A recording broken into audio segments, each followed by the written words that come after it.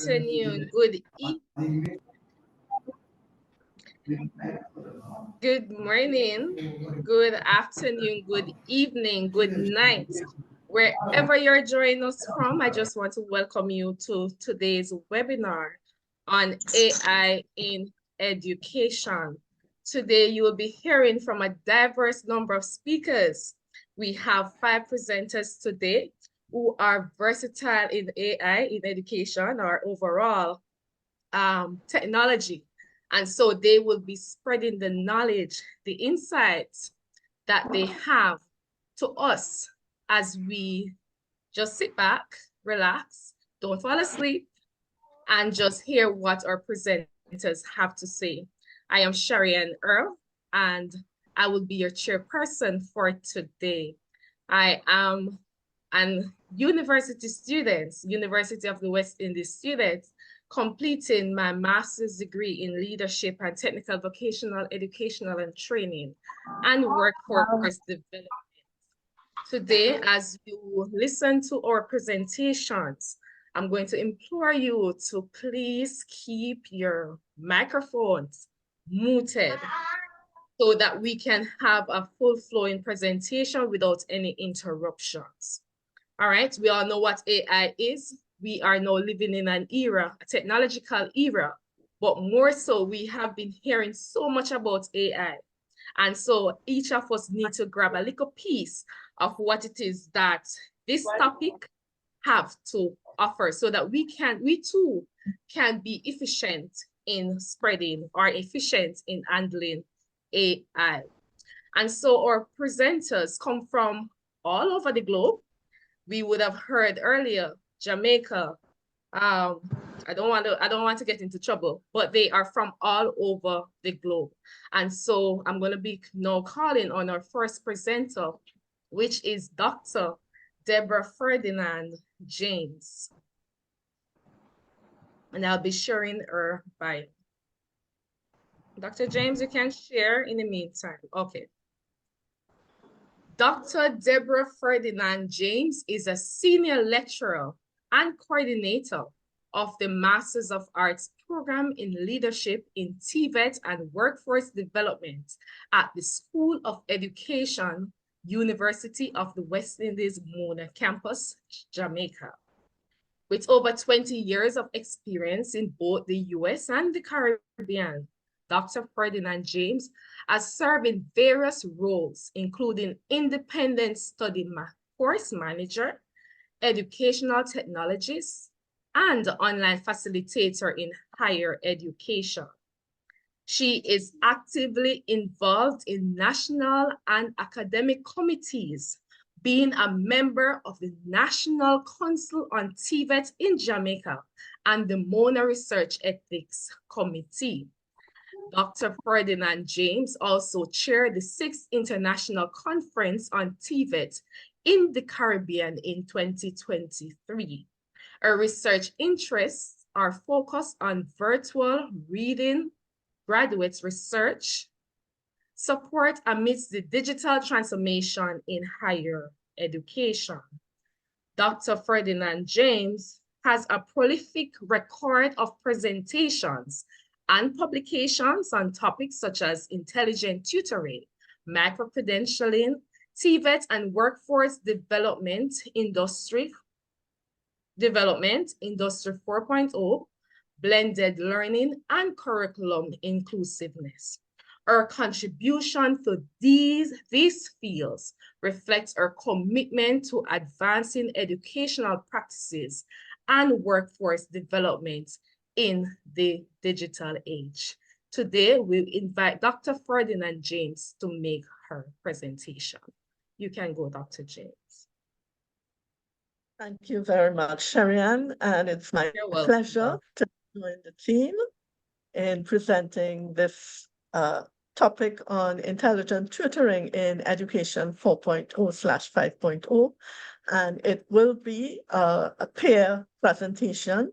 I will do the background context, and Dr. Aravind will follow after I do the introductions.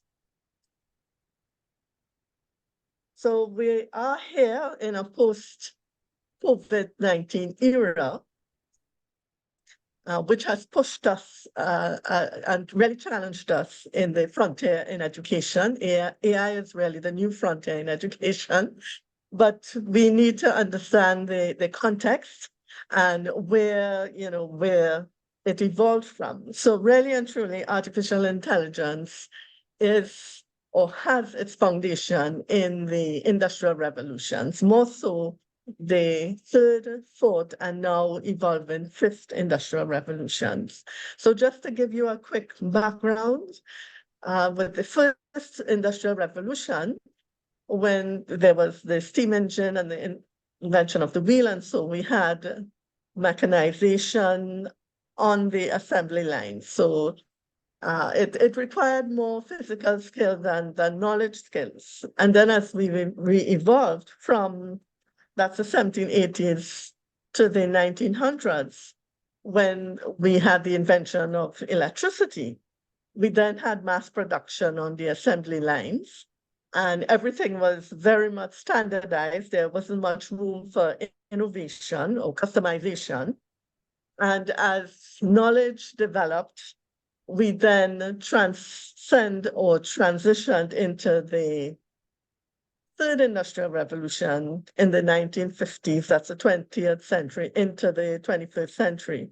And that's where the big game changer started in terms of AI, the computerization. There was much room for customization, and service became the big competitive game changer. So you had to be able to use the technology to meet the diverse needs and the desires of the customers, because that the technology allowed for that. And so you then had the whole, whereas before you had the whole knowledge economy and there was a big stress there.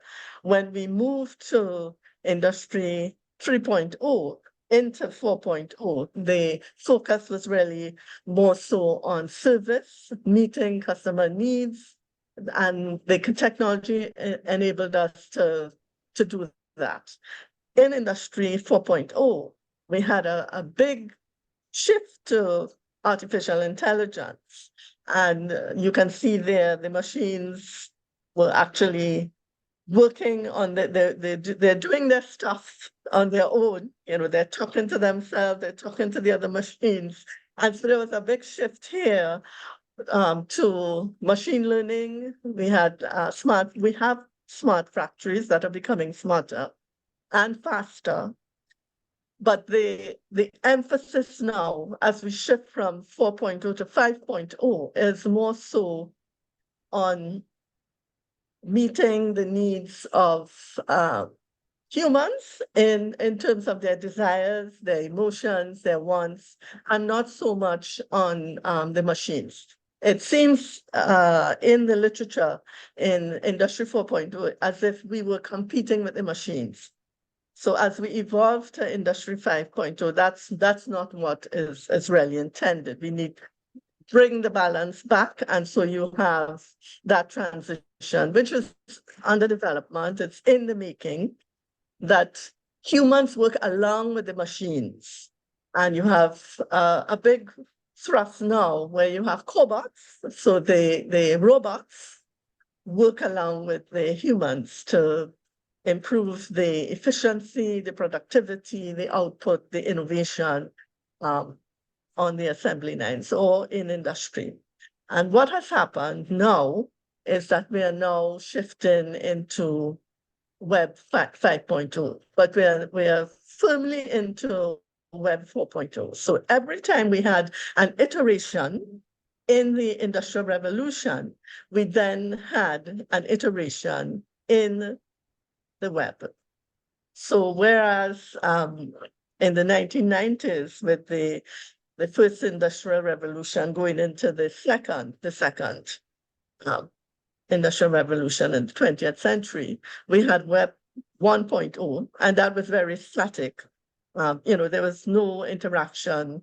And so, of course, in a natural progression, the technology evolved, and then we went to Web 2.0, which is more or less called the read and write. The first one is the read only, with really no interaction. And this is where education began to take off in terms of changing from the brick to the click. So you had an interactive web, which allowed then for you to, talk back to your service provider online, type in what you would like in a product and so on. And you had that whole big shift, that social interaction, the platforms, Facebook and Instagram and Twitter, which is now X. And as the technology evolved with the iteration of the industry 3.0 and then now into 5.0, we then had the semantic web. And of course, service came into play there in terms of what customers needed, and the technology was used to provide that. So the semantic web, as you know, it can actually read your likes, dislikes, your desires, and it's powered by AI, which then allow for you to talk to the computer. Like if you are online, you'd see there's a chat bot that talks to you, and it's very interactive, but more so interpersonal came into play there. So the chatbot would greet you nicely. How are you? What can I do for you? And it mimics the human behavior. A big part of that too is the blockchain technology that allowed the web now to be less as one unit, less universal, but more distributed. So the blockchain technology, of course, supported the Bitcoin currency and all the cryptocurrencies. It's more secure and it's more distributed. And so you have more flexibility there in terms of what you can do. The data is decentralized. Users are able to own their own data. And of course, the advertising is based on user behavior. So you have all those semantics, with all the little emoticons and so coming up and greeting you and so on. And as we shifted to Industry 4.0, then we were able to have a new iteration in terms of the education 1.0 to 4.0. But I'll do the education 1.0 to 3.0 briefly, and then we'll go into the web 4.0. And of course, with the first iteration of the Industrial Revolution, there wasn't much need or accommodation for interaction. So education really was very kind of dictated. It's more transmission. And interesting, in fact, the classroom and all the users were seen as digital refugees because we didn't really interact with the web. That was just a read-only web. And so the teachers really kind of just, put up their information, and it was more so dictated. By the time we got to Industry 2.0, we had the interaction there. And so education then became more socially constructed. That time you had all the blogs, and you had more teacher to student interaction and student to student interaction. And we went from brick to click, or both. And so you find that the education 2.0 evolved very quickly into education 3.0 with the iteration of industry 3.0, which evolved into 4.0. And so you had that continuation of a socially constructed kind of contextual relationship between student and teacher and student and student. Students who were seen as co-creators. They were connecting with other students. Learning became very ubiquitous. You could learn anywhere. Everybody could learn anytime. And so there was more flexibility when it came to Education 3.0. Now, the big game changer really was Web 4.0. And of course, that came due to the shift to Industry 4.0, which is now evolving into 5.0. But artificial intelligence and machine learning dominates the Industry 4.0, which is now morphing into 5.0. And so you had the evolution of the web into Web 4.0. And of course, we no longer have this centralized kind of data distribution. It's more decentralized. So instead of a universe, you have a metaverse. It's more user-friendly.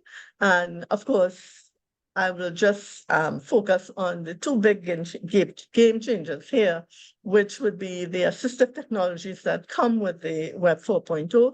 As you know, if depending on your need, you can do a voice note, you can actually turn on the closed caption on your video. In your browser, you can turn on the voice reader and the computer can read the stuff for you. It's a lot more accommodating. And of course, artificial intelligence powers the Web 4.0, and that opens up a whole new space, a lot of interaction, a lot of human behavior being mimicked in terms of what services are offered. And that, of course, by natural progression, brought us into Education 4.0. And this is the framework that's offered by the World Education Forum, widely used now and very much referenced in a lot of research and education. And since, the 4.0 and the web is now open, there are no geographical boundaries as such, we have to now in education shift the way we deliver and the way we construct the lessons and delivery to suit this big global village we are now open to. So there are two aspects of Education 4.0, the type of content that we now are required to provide in our curriculum, and then the experiences. So global citizenship skills, of course, very big. In terms of linking students to the rest of the world so that they know, it's no longer just about their classroom or their peers, but you focus on making them aware about the wider issues in the world. So whether in the global community, so whether it's Saharan dust, which does not just remain in Africa, we get it here in the Caribbean, or the climate change, or when cruise ships dump their waste in the oceans, it doesn't just stay in the Atlantic, So students are now being made aware, and we as educators, we have to build that foundation that making them aware of that global community and the issues that we bring to them in our content. And without a doubt, because of the availability of the technology now, we have to now present innovative and creative ways of presenting the content. I'm not sure if Sherian is timing me. Were you going to say that I have, how many more minutes, Sherian? Okay, I thought I heard something coming through. Doctor, you still have 5 more minutes. Yes, okay. And so we would, challenge students to give them real life problems to solve, teach them how to think critically and how to be creative in terms of the kind of content we provide and the assignments we provide. Technology skills, of course, the big game changer, things like programming and digital responsibility, with AI the whole thing about academic integrity, which you would hear about later in another presentation. And interpersonal skills, very important because we shifted to a sort of service-based kind of economy. In the digital economy, it's more about services online. So we have to teach students how to be emotionally intelligent in dealing with customers and dealing with each other, the empathy and cooperation and so on.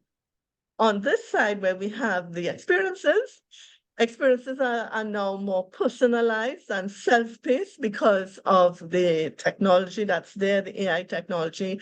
And you would hear from my colleague, Dr. Aravind, how you can use intelligent tutoring to bring about this personalization and this self-pacing. And I spoke about the accessibility and inclusiveness of the technology, and now it's not just about those with access to school buildings, but to also everyone who has access to learning. And the whole virtual shift after post-COVID would bring this accessibility into fore here. Problem-based and collaborative learning, when you're giving students their, learning activities and so on. It's all about building those collaborative skills because now they have to work.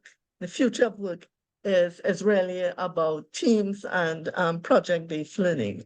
And learning never stops, so you ensure, and some of my students who have graduated from the Masters in TVET leadership, they are actually here on the platform as, continuing their lifelong and learning as students, not students, but as graduates.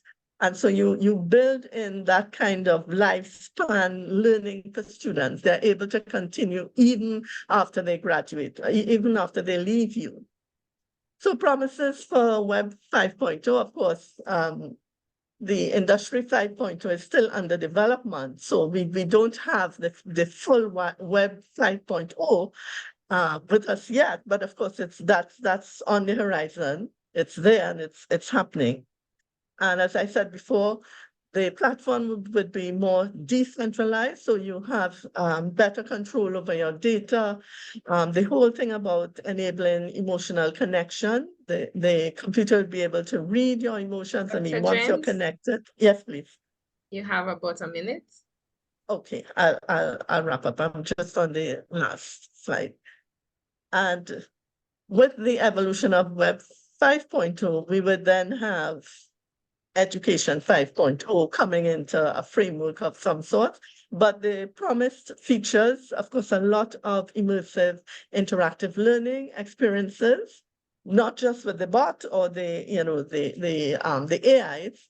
That would be in the context of extended reality, virtual reality, more personalized learning. You'll hear about that from my peer as he continues. The development of these 21st century skills, the problem-solving skills, analytical skills, the creativity, and you'd have a lot of learning analytics that you can use to make decisions about how much students have learned, what they're not learning, and what types of remedial work you have to do. And of course, it would promote more equity and inclusion, as I said before. And I think we have to thank the persons with disabilities here, because even though persons are not challenged, I get a lot of voice notes from my colleagues. The technology is just inclusive and it's more accommodating. And so I think we can look forward to some exciting times ahead. I would now hand over to Dr. Aravind. He would actually now present on how intelligent tutoring can be used to personalize learning. And I'm sure you would then understand the context here as he continues. So I'll stop sharing. Thank you, Dr. Deborah. Let me share my screen. One moment. Thank you, Dr. James. Let me just share your bio, Dr. Aravind. Yes. Can you see my screen? I am, sir. Very good. All right. So you're able to see my PowerPoint slide, right? Yes, sir. Very good. Okay, stop external displays disconnected. I wonder, wait a minute. Dr. Vasudeva Yeah. Aravind is an associate professor at Clarion University in the United States. With a robust background in physics and physics education, Dr. Aravind is renowned for his innovative pedagogical approaches, particularly the integration of computer-based learning methods and intelligent tutoring systems in physics education. His expertise has been recognized globally, evidenced by his numerous invited talks and conference presentations, over 14 invited talks and more than 25 conference presentations worldwide. Dr. Aravind has a significant publication record with over 20 peer-reviewed articles and have garnered international citations. His contribution to research and educational innovation have been acknowledged through 8 research and educational innovation grants. Additionally, he serves as a reviewer for 5 prominent journals spanning the fields of education, nanotechnology, and sustainable energy. Dr. Aravind worked in enhancing physics education through high-impact practices continues to influence and inspire the academic community worldwide. Dr. Aravind, we now present you, sir. You can go ahead. Thank you. Thank you so much, Sharian, for the introduction. I hope you can all hear me, right? Yes, we are. Well, yes, sir. Very good. Thank you. So in my talk, I'm going to basically continue thematically on where Dr. Deborah Ferdinand-James left off. So as you know, in her talk, Dr. Deborah mentioned about interactive learning, and what I am going to present today is actually interactive learning, how we can make learning more interactive. So specifically, my talk is going to be based on how we can use artificial intelligence-based intelligent tutors as teaching aids in the undergraduate classroom. It doesn't have to be typically undergraduate classroom. You can actually use it all the way from the high school or even middle school level students, all the way to graduate level students and even doctors. But I'm restricting myself to undergraduate classroom because that's what I have done, and that's what I can talk confidently on. And Dr. Sherian mentioned, I'm a professor of physics and engineering technology at, it used to be called Clarion University. We recently merged universities, and my new university is called Pennsylvania Western University in California. And as you may have recognized from my interaction a few minutes before the talk, I'm a person who doesn't just like to keep talking. You know, I want to have active audience participation, because that is what interactive learning is all about. So I would like to begin with a question, and please feel free to respond to the question in the chat window. What's the biggest challenge that you faced while trying to learn a tough subject? I'm looking for answers from the chat, please. Yeah, please feel free to participate. What's your biggest challenge that you have faced?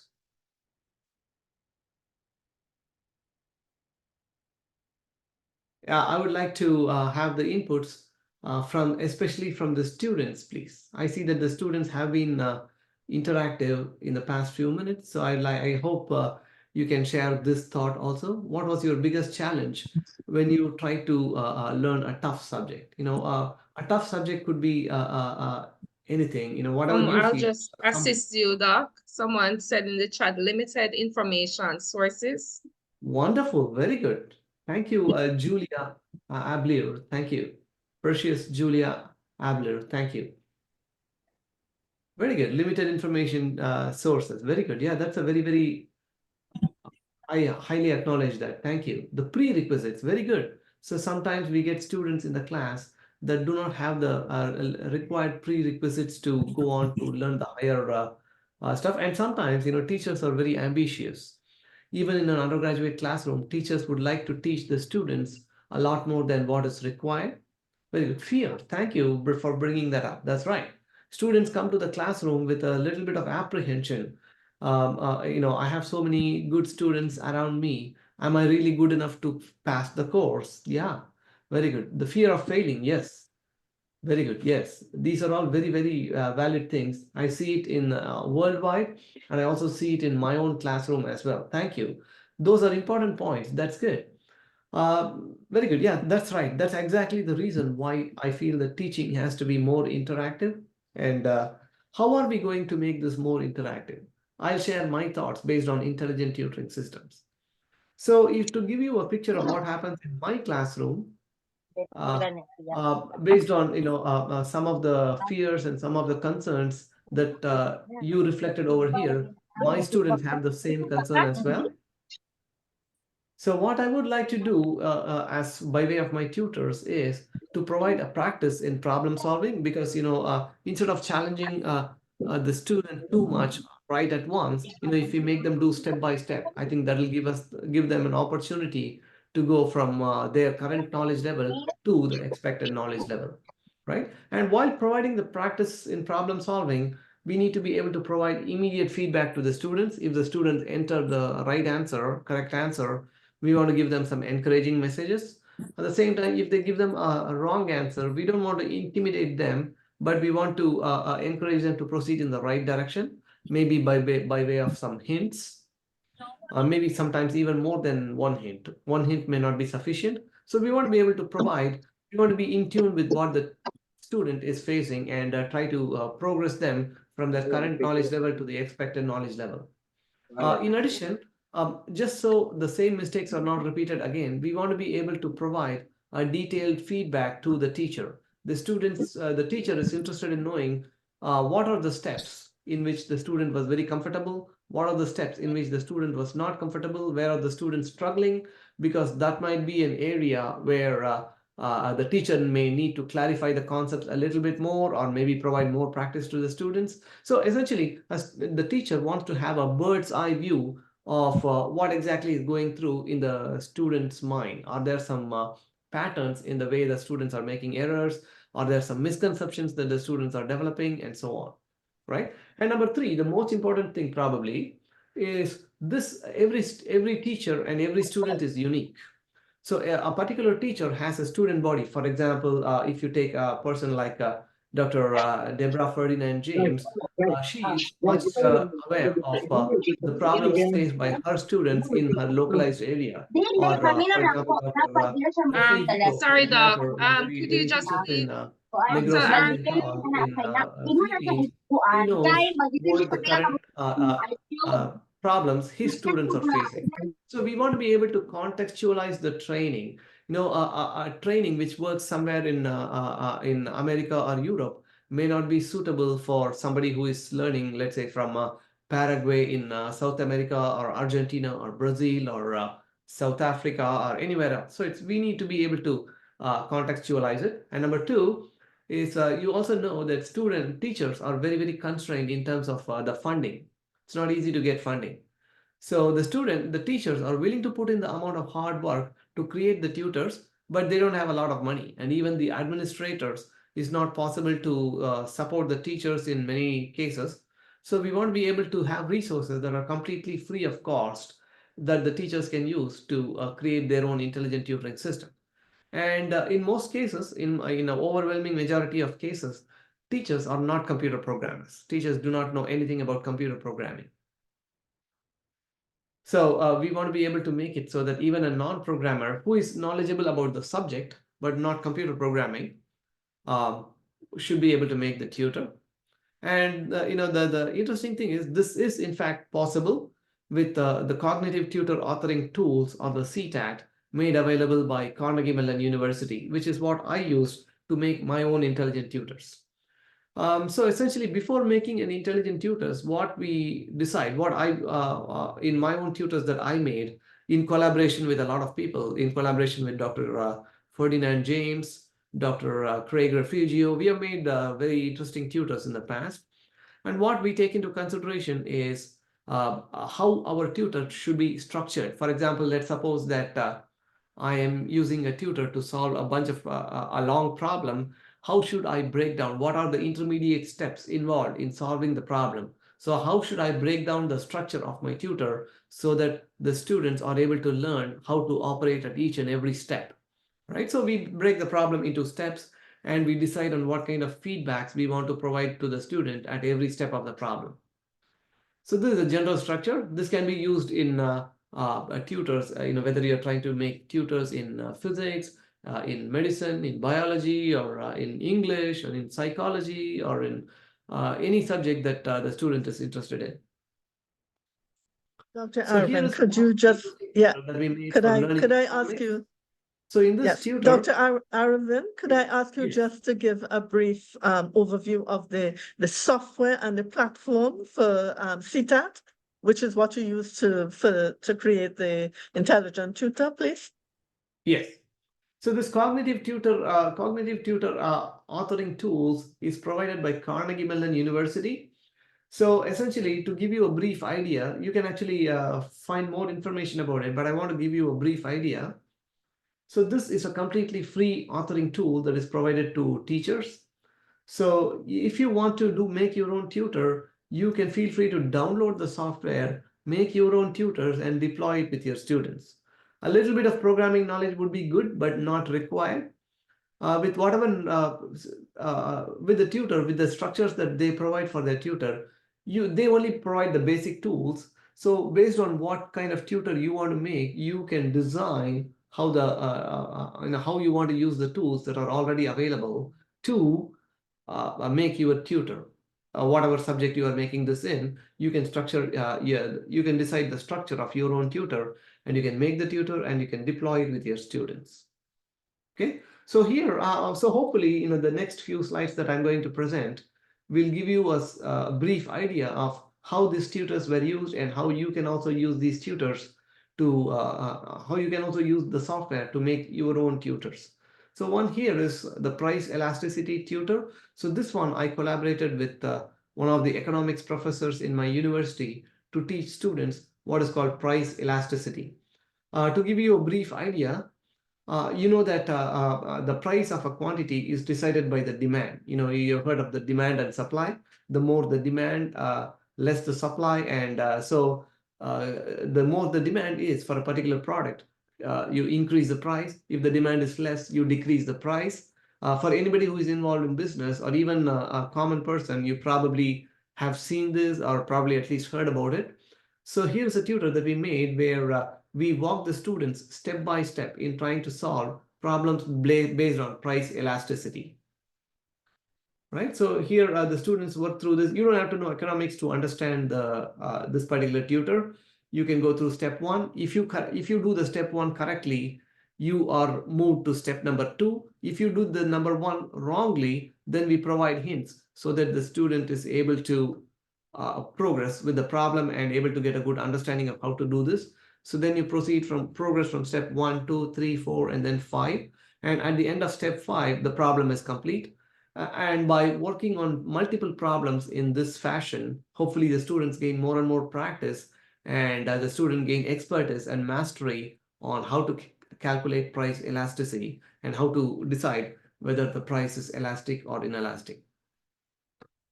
Right? And how effective were the tutors? That's a valid question, right? So we are making all these fancy tutors, but we also want to know whether they are really effective or not, right? So here's an experiment that we did. So we see that when we question the students, we ask the questions to solve some problems based on price elasticity. Before showing them the tutor and making them work with the tutor, you see that the students got only 30% on the test. Right, which means that the students do not have mastery, the students are not knowledgeable about price elasticity. But then after the test, after the tutor, after making the students work with the tutor, you see that their scores improved from 30% to 60%. So their scores on the average, this was actually a bunch of about 30 students or so. So on the average, their scores actually doubled, which means that our tutor has been extremely effective in trying to provide mastery to the students on price elasticity. There is still room for improvement, but this shows that our price elasticity tutors are highly valuable and they provide excellent learning experiences for the student. And we have made other tutors as well. We have made a vector components tutor to teach physics students how to calculate vector quantities. And the interesting thing here is we in this vector components tutor, we presented the students with two different types of problems where the component of a vector is positive versus negative. So you see that in the case of when this tutor is particularly effective in the context of a problem statement where the vector has a negative component, because you see that initially the students made a huge number of errors. The 50% of the students made mistakes to begin with, but by providing them with hints and feedback, you see that the students improved their score and they made less and less errors. Please note that the y-axis here actually represents the error rate. So which means that higher error rate is bad and lower error rate is good. So you see that the students went from a high error rate because the students did not have a good understanding. And then immediately after our hints and feedback, the students made very little errors, which means that the tutor has been extremely effective. So based on this, you can calculate how the students learn, what their learning rate is. And with the tutor, we see that the learning rate has actually improved twice, 1.94, right? So we made a 100% increase, almost a 100% increase in how the students learn. So you see that the students initially struggle with the concept of calculating the vector components, but yeah, after the tutor, they become very effective and they learn much faster. Right? And we have made a bunch of tutors for physics and computer science and mathematics and a lot of other things. I don't have the time to go over each and every one of those tutors, but just wanted to impress upon you that we have used these tutors to construct some really useful tools to help improve student learning. And you can go over that. We have written papers about it. You can feel free to browse through our papers and learn from what we have done. But this is actually an opportunity that is waiting for somebody to use intelligent tutors, right? So how can this be useful not just to me, but to everybody? If you're looking to design and develop and deploy new tutors for any subject matter for the matter, that's a possibility. If you're trying to run you can make basically PhD thesis out of this. You can make a tutor, see how effective it is with different types of students, maybe students in different countries, and you can compare how the students learn. You can even write PhD thesis about it. And if you want to incorporate computer animations in a tutoring environment, how effective is it? Is a simulation or animation in improving student learning? You can do that. That can become a PhD thesis as well. And if you want to combine this with a flipped classroom approach, where the students become teachers and they teach their own peers, that's a possibility. If you're trying to collect data on how students learn from a diverse range of students across different countries, different continents, across various socioeconomic backgrounds, you can do that. We are open to collaboration. Our contact information is given to you, so feel free to connect. So that's basically what I wanted to talk about today. So thank you for your attention and thank you for your participation. That's all I wanted to say. If there are any questions, I think if Ms. Sherian has time, we could answer briefly some questions if we have. Thank you. Thank you. Thank you again, Dr. Aravind. So we are now going to be taking questions for about 5 minutes to our presenter, Dr. Deborah Ferdinand-James and Dr. Aravind. Again, may I ask you to please ensure that your microphone is muted because it can be a bit disturbing for the presenters. And so we're asking you kindly, we love you being here, and we would just love for you to understand that the microphones being open can be a lot disruptive. Thank you so much. Doctor, any questions? Questions, please. You can raise your hand. That feature is open, or you can type your questions in the chat.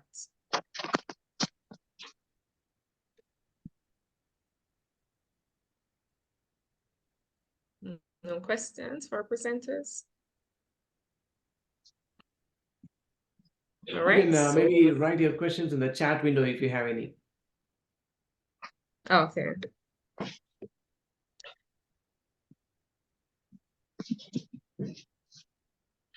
All right, so we give another 2 seconds to see if any persons are typing questions.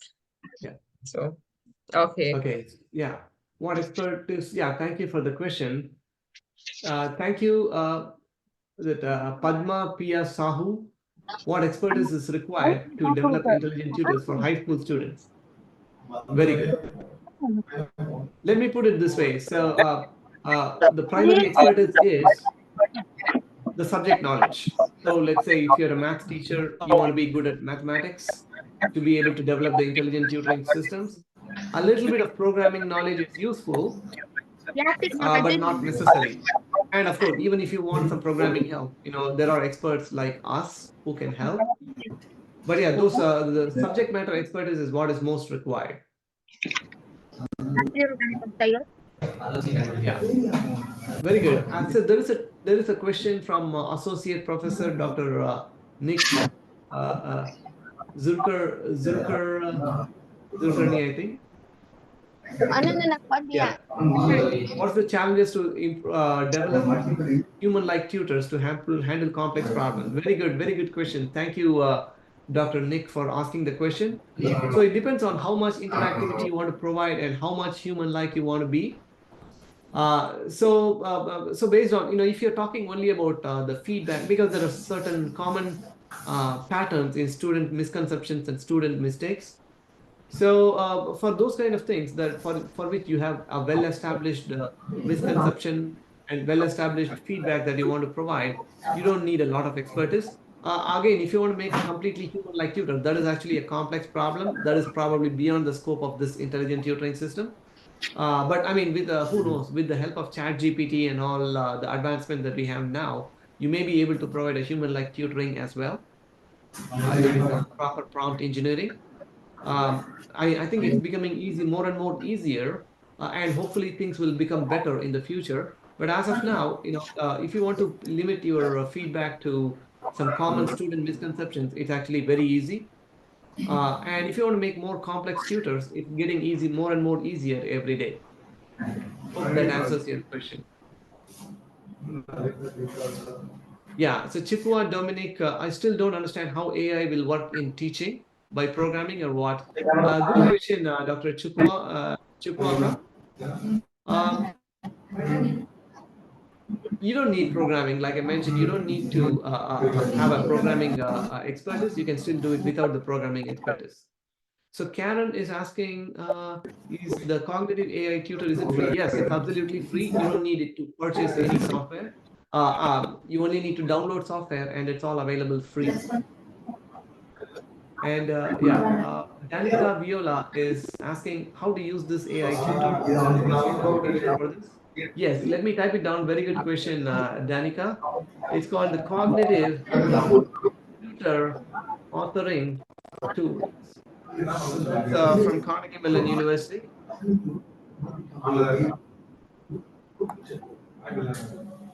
So they are the ones who host this software. You can download the software and begin to use it. Now, using it is not easy. It's a little bit complex, but we are here to help. We are in the place where we are able to provide the expertise that you need to deploy the tutor purposes. Thank you all for your participation and your questions. Thank you so much. With students from all over the world. Thank you for coming in. Yes, we have 100 participants. Wonderful. Yes, lovely. All right, Dr. Krishnan, could you just mute your microphone, sir? We are experiencing some background noise.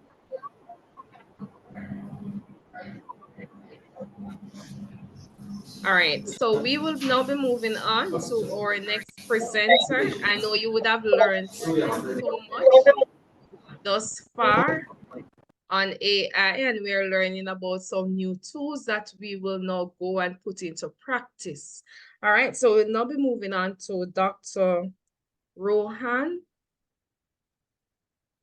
Doc, are you there? I'm here. I'm here. Okay. All right. Lovely. You can go ahead and share your presentation whilst I share your file. Dr. Roland Jowallah is a distinguished educator, researcher, and senior instructional designer with a rich career spanning over 30 years in education across the Caribbean, England, and the United States. His extensive teaching experience covers various educational levels from elementary to university settings. As a prolific researcher, Dr. Jowallah has made significant contributions to the academic community through numerous publications, including a book and several book chapters. He has also served as a reviewer for multiple international journals. Dr. Jowallah research interests center on critical education issues and the integration of emerging technologies such as artificial intelligence, AI, extended reality, XR, learning spaces, and inclusion into educational practices. His work in these areas was recognized with the Research Incentive Awards at the University of Central Florida, UCF, in 2022. He is a co-founder, Lifespanded, an organization dedicated to offering courses for self-enrichment and education. Additionally, Dr. Jowallah maintains an active YouTube channel with over 10,800 subscribers, where he shares insights on his research interests and educational topics through more than 280 videos. He is dedicated to exploring the potential of technology in education and advocating for inclusive and equitable learning environment. Dr. Jowallah, we now invite you to the platform to share your presentation, sir. Thank you, moderator. Thanks for that introduction. Are you hearing me? Just to be clear? Yes, yes, no. Yes, I'm asking the request to mute all mics because I'm one person. Once I hear the chattering, I kind of get off track. So I'm asking for that this morning. But I must say, I am happy to be here and, of course, to hear that students are here as well as professors. I got up this morning roughly 3 o'clock my time and realized I was up 2 hours earlier than I should have been. So I'm here. So I actually got up 4:30 my time, which should have been in India, 2 o'clock about there. Notwithstanding, I had my cup of coffee and I'm ready to go. So let me say that a couple of years ago, I started off by doing a video. Before you continue, are you sharing your presentation? No. Oh, yes. Are you seeing the presentation, the main slide? I am not seeing it on my side. Dr. Krishnan, can you just say if you are? No, we're not seeing it, Dr. Jowallah. You need to just check and see if you can share your screen. Okay, let me, I thought I was sharing, sorry. Let me see what's happening here. Okay, so, okay.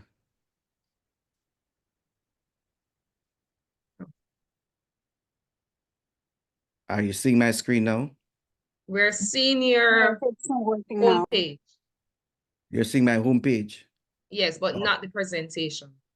All right, I think, you know, all you the want time. me to go ahead and share it for you, though? Yeah, that's, let me just do it on my main screen. Are you seeing it now? Yes. All right, I think that's always some logistic problem when it comes on to presenting, but you're not seeing my screen then. All right, could you share it for me, please? We're seeing it now, Doc. We're seeing it now. All right, you're seeing my main presentation? Yes, we are. Okay. Can just put it on slideshow. All right, let me put it on slideshow for individuals. That's not what you want to see. All right, let me just go over and sorry about that. There seemed to be a glitch once you're in a position of sharing. Are you seeing it now? Goes on. Yes, Doc. The main slide is We're there? seeing the main slide. Yeah, there's some problem when once I'm going into Europe or Asia, that creates a problem. But I want to say that I got up early this morning and I'm happy to be here. And that's the main thing. And as I navigate today, I want to say that we're in a stage that we have to consider that things are moving. Just imagine you're in an exam room and you have the ability to listen to things, to hear information, and you're seeing those questions in front of you, and they're difficult to understand, but you have a device in your ear that tells you exactly what's happening. Let us face the reality. We are not far from there. Actually, I can see that this has happened in the past. As we embrace technology, we have to understand that changes are going to take place, and we must be cognizant of that. So this morning, I want to focus on the landscape. And I want us to understand that the landscape of education consistently changes. But we have to understand when we talk about honor in the age of AI, we have to understand that honor belongs to students too, because students want their education to have value. And of course, educators want their students to be in a position where they can say, yes, I am able to give an education that is quality, that has value, and that is where we are as it relates to AI.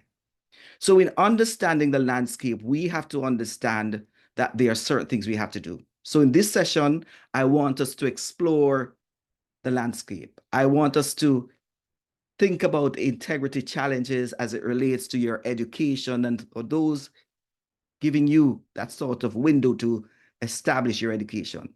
I want to talk about ethical considerations. And finally, I want to talk about best practices because I think those are important areas that we must address. But let me say, as we navigate the world, it's not going to be easy. In understanding the challenges, we have to look at the landscape. For the last 2 centuries, cheating has evolved significantly. In the 19th century, cheating was primarily by copying or using a book that you were not allowed to use in an exam. But once standardization took place and you had testing, it went deeper. It went into confines of whispering in an exam, exchanging notes. And by the late 20th century, we had internet revolution. Academic cheating was up on top. Students began accessing online materials, and of course, they could purchase written exams. There were practically essay writing platforms that would be used to develop these concepts. The proliferation of smartphones and various technologies, wearable, also emerged, and that is where we have the problem. So today's challenges as we talk about honor and as tutors and students battle with the concept of AI, cheating has not been a new thing. It's not new. It existed before. And one thing that we have to realize, if you're a student, teaching has continued in the same fashion for the last couple hundred years. And of course, you're learning in that position. And for those teaching, we have gone the traditional approach of making the assessment similar to what has been going on for centuries. So let us remember and let us not forget that within the context of honor, we have always thrived to ensure that honor is in our education system. Because if we do not have honor, it means that the piece of paper that you get at the end of your study has no worth. So we have to understand the concept. And as we go further in understanding the concept or the landscape, I would say, we have to think about the ethical considerations in relation to that. There are challenges that we must understand. And as we examine the integrity challenge, we must understand that students possibly cheat for many reasons. There are endless pressures. They had to work. Some students will say, I had no time to do the assignment, so I actually did X or Y. But as we navigate the world, we have to understand that there are advanced methods that students are using. Some students are not happy with that because many students want honor in the quality of education they have. And they don't want to be competing with someone that is going to be cheating their way out into the world. And of course, that pattern continues because research shows that individuals who are dishonest in their academic career continue in the work world. And of course, the competition continues. So with sophisticated methods of cheating, I can say there are many things happening. There's answer sharing applications, deepfake technology that can put me in a space pretending to do an examination while I do something else. I'm, of course, verifying my identity, but the identity is fake. Then, of course, we have plagiarism detectors that have been out there for the longest while. And now we need AI detectors. Let me say that to start off by saying the use of AI is already dishonest is far from the truth because we can use AI for many purposes. But when it comes on to submitting your work and saying that the work is yours when you have done nothing else than ask a system, it does not represent the learning. And teachers are battling with that, as well as students are saying, I want my education to be relevant. Now, so many people thought as online learning took place, there would be greater need for online proctoring. So what they had was individuals using computer-based software to do tests. And what they found out eventually was that students were smart. The student would open a browser, start working on that browser, and open another browser and do the exam somewhere else. In a recent study of data collected by EDUCAUSE, a leader in educational status in the United States, it found that many students realized that they could go around the lockdown browser by other means. Many students have also indicated that if they were to be stopped from using any AI tool, they will still continue. And that is, of course, needs to be considered because the habit will not change because everything they're using now has connection to AI. And when we look at data integrity as it relates to security, if students have access to data and they have access to vast amount of data, it's possible that one student could decide to compromise that data set and manipulate their scores. So these are integrity challenges that both students who want to uphold their current status of their school that they went to or the degree that they're holding onto want. And there's also the aspect of educators wanting to ensure that the product is worth the work that they're putting in. So we have several things to consider. Now, as we consider the ethical considerations, we have to consider balancing what's necessary, of course. When we talk about integrity and honor, it should not come at the expense of the invasion of someone's privacy. I say this because many of the tools that are using now by educational institutions, they collect a lot of data. They collect videos. They collect the stroke of your fingers on the typewriter or the, of course, computer. They collect every aspect of data. And of course, they are in your home sometimes. Now, we have to understand there's a balance between honor and ethics. How do we get both is going to be important. Too often I hear individuals say, yes, we can get students to turn on their cameras. But as we ask students to turn on their cameras, do we understand that the home situation might be different and we're going to be taking in data that I might not want to see? And as we ask again, we have to look at the issue of equity because not many individuals will have access to these technologies, right? So if they do not have access to the technology, then if we're trying to find a way forward as it relates to ethics, we have to understand that if you recommend a tool to be used and students do not have access to it, then it's not equitable. And of course, if you are here as a student, if you do not have access to that tool, it puts you at a disadvantage. There's also need for transparency and accountability.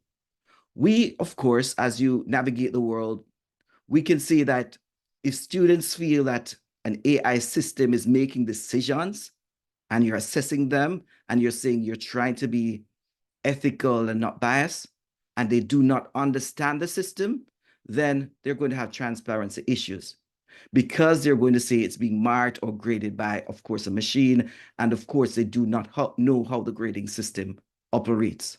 So these are some things we have to think about. And when we think about the bottom line for me is the impact of learning and integrity. If students, again, are producing most of their work using AI, what are we assessing? And what will the student be learning? So I think for everyone here, whether you'll be a student, you have to think about what will you gain from this experience when you're finished doing this activity if you use AI? Did it measure what you gained? Certainly not. So as educators, we need to plan accordingly. And as students, you need to understand that it is so important that what you learn is for your benefit. And that can only come from engaging with the content, as pointed out earlier. So as we navigate, we have to understand, of course, some of the best solutions. And I'm just going to say ways that we can do. I think when it comes on to the whole issue, we have to develop AI literacy. And both faculty members, teaching staff, and students need to understand what is required for AI literacy. It includes educating everyone about the ethical use of AI, the importance of academic integrity. It involves educating and fostering an understanding of AI as it promotes in the context of what I would say responsible use. And of course, if students do not apply the ethical framework, then there's going to be some penalties too. And we have to get real with that because we want a system that honors the education values that we have tried to establish over the years. And then we can think about, of course, implementation of hybrid assessments. I think students want to use AI, and I think some instructors want to use AI too. So if we can get both, we can practically do some implementation of hybrid assessments as it relates to using AI. And within these assessments, you would plan accordingly. And of course, you'd allow those assessments to be graded sometimes by AI. But when it comes down to those essay writings and so forth, then the tutor, the professor would have the time to give feedback for that critical movement to take place. Within that framework, students can grow critically in their field and understand the value of education as they engage. Yes, we have moved away from Turnitin and few things to think about more robust tools of plagiarism detection. And I think as we go forward, there might be a space for this. So therefore, there needs to be some level of research and development in this area to ensure that there is a level of accountability. And as I would say at this point in time, as plagiarism detectors, and I put this up, for example, AI text detectors enhance themselves by additional research. The other end is that there's always a tool at the back end that will paraphrase and try to defeat the first tool that was created. So it's going to be an ongoing battle, I would say. In moving forward, I would also want to think about the issue of accountability. So as we navigate we have to think about accountability, because if we have accountability, it means that, of course, everyone has a responsibility. We must promote ethical use of AI in policy. And let me also say that once the policy is violated consistently by a student or whoever, because some individuals, I've heard about one paper that was submitted by even if someone who is a faculty from another institution that had practically connections to ChatGPT. So we have a distinct need to ensure that we promote ethical use of AI from a faculty position as well as from students. And as we go forward, and I'll just share this resource with you because I think it's important. This is an open resource for faculty members or instructors here. It's free. And it's all about your decision. So if you're a student, I think one of the ways for us to navigate this world is to provide you with low-stake opportunities to gain your initial practice in mastering the task or mastering that activity or that competency. And then we move to larger assignments, of course, that would leave or get rid of some of the pressures as it relates to these high-stake assignments. I consider this aspect as focusing on the learning process rather than the actual testing. So if we can develop pathways to this, it's possible. Which brings me to one of my final slides. And I want to take a little time because let us look at the context. For the last couple months, people were saying many things. And I like what Lodge says. I had some reading on him. I presented with him some time ago. We could ignore any form of AI within the system. We can ignore it and say it will go away like any other technology. But based on the current trend, we know that AI is here to stay because it's already integrated in many productivity applications that we're using, even on your mobile phone. And we can say we can ban it because that was the first thing that appeared to be common discourse when ChatGPT came in. Everyone talked about banning ChatGPT or other AI. We soon found out that students were going to use it anyway. Yes. And then we can invigilate ourselves out. So we're going to have proctoring examination. We're going to go back to the last 500 years and we're going to sit them students in a classroom. We're going to write those test papers. We're going to allow them to leave their instruments at the back of the classroom and just open their suites before taking their exams, not to distract anyone. I just remember my studies in the UK. And we're going to invigilate ourselves out of this. Or we can embrace. We can embrace and say we're going to combine some assignments and use artificial intelligence and still maintain the honor of our academic integrity. And of course, you might want to redesign around it. But we have found out that redesigning around it is not going to be helpful because there's such movements taking place that you can't avoid that. However, my thought is that we have to rethink how we are going to be doing education. We can't continue the same way. We have to rethink how we're going to design assessments. We're going to think how students can be more engaged in their work. We have to rethink how we're going to formulate assessments that will be meaningful towards students learning in the work world. So many things have happened.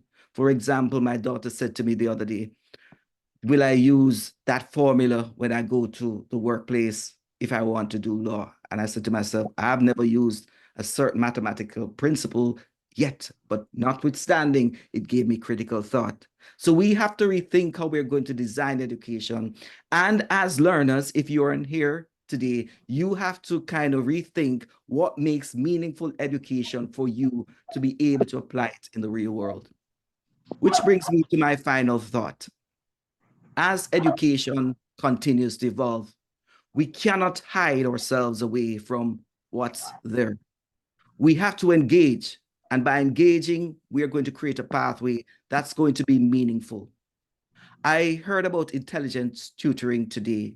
And one of the thoughts that I had was the issue of where it's going to go. You have the ability now, based on ChatGPT 4.0, to communicate with an application that can give you instant feedback.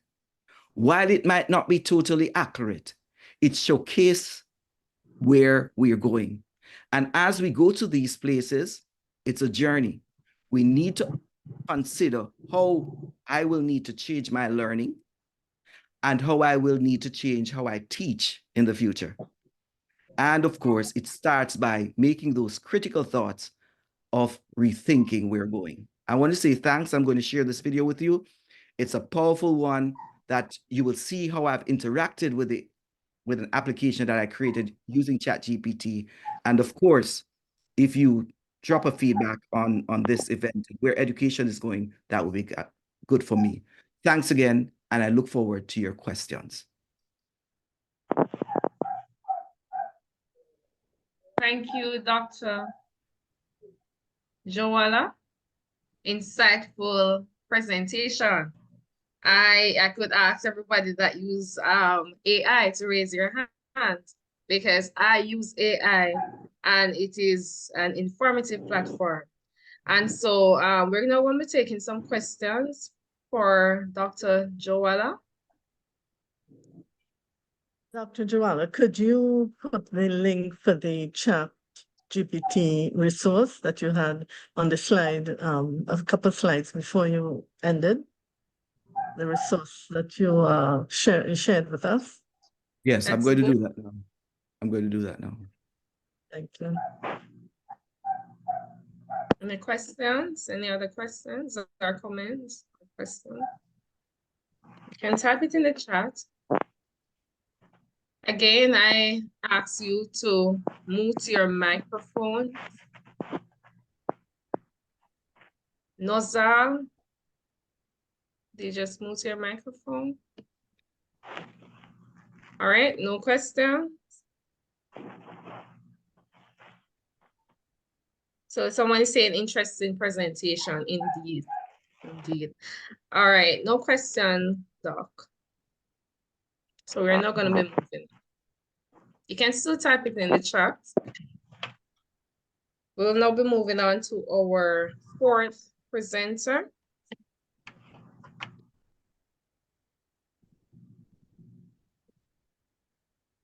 Dr.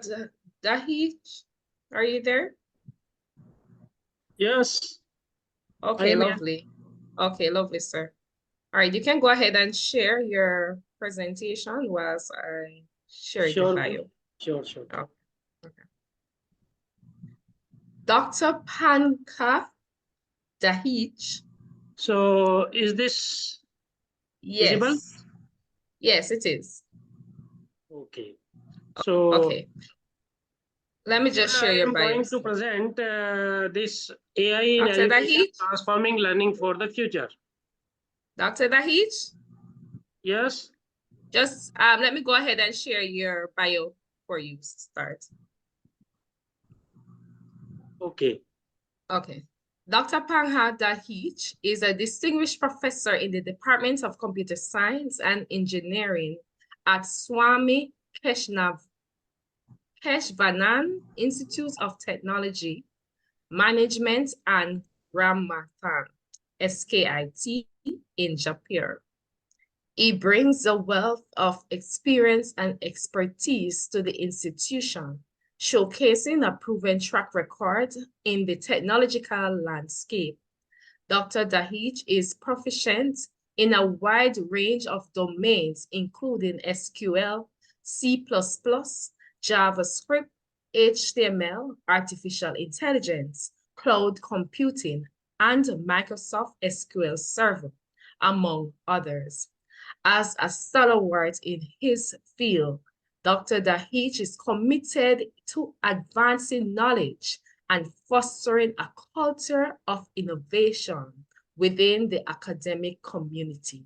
His contribution to the field of computer science and engineering have not only enriched the curriculum at SKIT, but have also inspired students and colleagues to explore new technological frontiers and embrace innovative solutions in his work. We now invite Dr. Dadheeh to make his presentation on AI in education. You can go ahead, sir. Thank you. Thank you for a brief introduction. So I am presenting this AI in education, transforming learning for the future. So you can see the different kinds of AI is there. So what is the AI? So the branch of science and technology that is devoted to the creation of machines like computer systems, robots, etc., that learn and think as intelligently as human being is known as artificial intelligence. So the generative AI, where it is the type of artificial intelligence that focuses on creating, generating new content. It's a subset of machine learning and drawing from techniques like deep learning and reinforcement learning to generate output that conclude text, images, music, video, and more. So the large language models use like ChatGPT, WingChat, Google Bard, Cloud. So these must allow uploads and for analyzing or summarizing articles to find research site, elicit research, rapid and convert audio to text, Microsoft images, coding like this, OpenAI Codex, GitHub, Deep Code. These are used.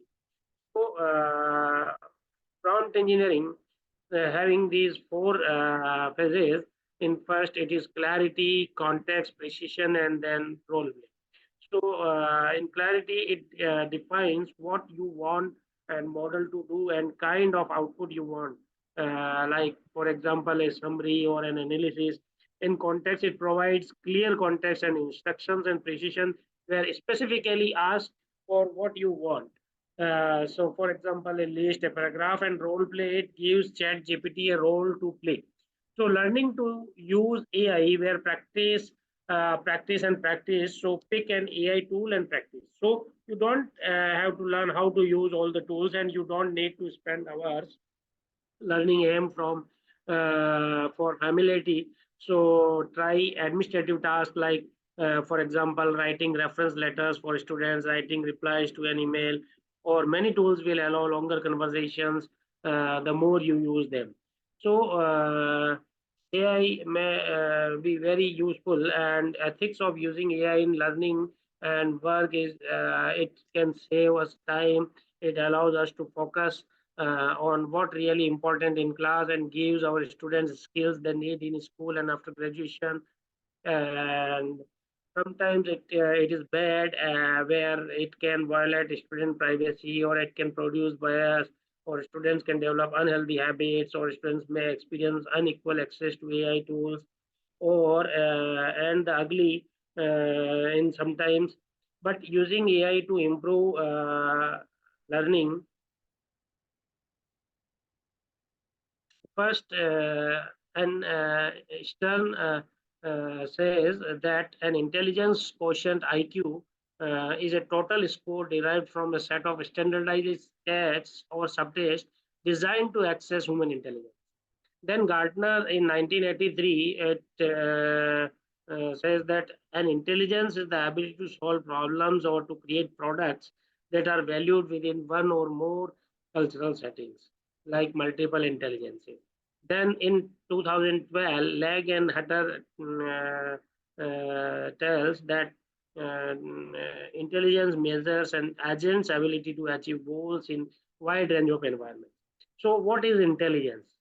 So intelligence, it is an ability to learn and perform suitable techniques to solve problems and achieve goals. So what is the artificial intelligence is unlikely to be intelligent, and what is intelligent is unlikely to be artificial. So it is devoted to the creation of machines that learn and think and intelligently as human being is known as AI. So it is powerful, it is transformative, it is disruptive, it is impactful, and general purpose technology where you can see the science and engineering of making intelligent machines is AI. So John McCarthy describes that AI systems are algorithmic models that carry out cognitive or perceptual functions in the world that were previously reserved for thinking, judging, and reasoning human beings. So applications of AI in daily life in healthcare, productivity in work, agriculture, retailing, personal life.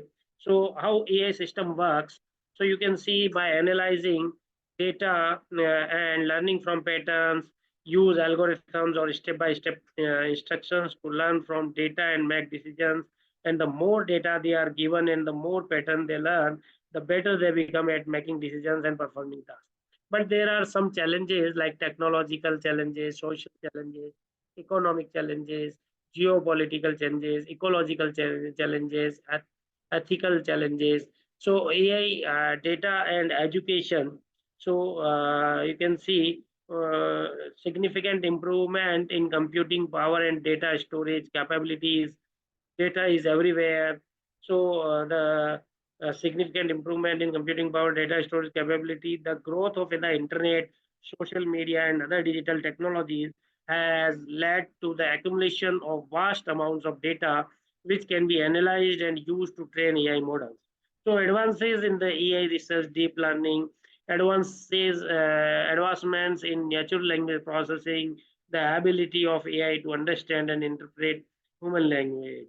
So we are living in the age of smart agents surrounded by dumb and educational systems. So AI in education should be an open box and not a black box. So AI should not be used to automate poor pedagogical practices. So where and how AI fits in education. So you can see in first the learning with AI, where AI to support the teaching and learning process, where the teaching passing tools, learning passing tools, system passing tools are there. Learning for AI where enable students to develop knowledge and skills in how AI impacts the different components of our daily life, like to understand what is AI and build with AI like human plus technology. Then learning about AI, where it is used to create the conditions like curricular and dynamic for students to explore the AI theme in its fullness. For example, the technical and the human dimensions, that is so social, economical, cultural, ethical impact is there. AI transforming society is good for all. Then learning about learning, so data in education, where data mining resulting from learning with AI, and learning analysis, where big data in education, data-driven decisions, system level, resource management, these are the things. Then you can see the learning with AI, where teaching facing tools, so first pass, grade scope, AI coach, the learning students facing tools, learning with AI like assessments, area 9, Lyceum, Cogni, or the exploring and building ethically with AI like elements of AI 4K, 12, teams in AI. So AI, data and education, and in classroom, the teachable machine, the Malin mind, form, Socratic, automat, like this. So the world today is more digitalized and machine-centric than even before. So AI is a set of computer programs and techniques that allow computers to process data in a way that mimics human thinking. So AI enables machine to analyze data, understand natural language processing, learn new things, and respond to user queries or requests. Like technical application areas of AI, image processing, sentiment analysis, natural language processing, video processing, speech recognition, and IoT. So the machine learning, where how computer agents can improve their perception, knowledge, thinking, or actions based on experience or data. So robotics puts artificial intelligence into practice using machines that perceive and interact with physical world. Computer vision can understand images and video, and natural language processing understanding understand written and spoken language, automatic translation of text from one language to another, or understanding text to produce knowledge about the world. And expert system learns and imitates a human being decision making ability. So so education is an important part of every individual life. It helps us build our career, gain knowledge about the world around us, and make informed decisions about our future. So, however, with rising demands for skilled workers with STEM expertise, like job market, schools are finding it challenging to meet their student needs. So, AI can help educators fulfill their roles more efficiently by personalizing student learning experience based on their strengths and weaknesses, while reducing operational costs through streamlining processes like record keeping and grading assignments.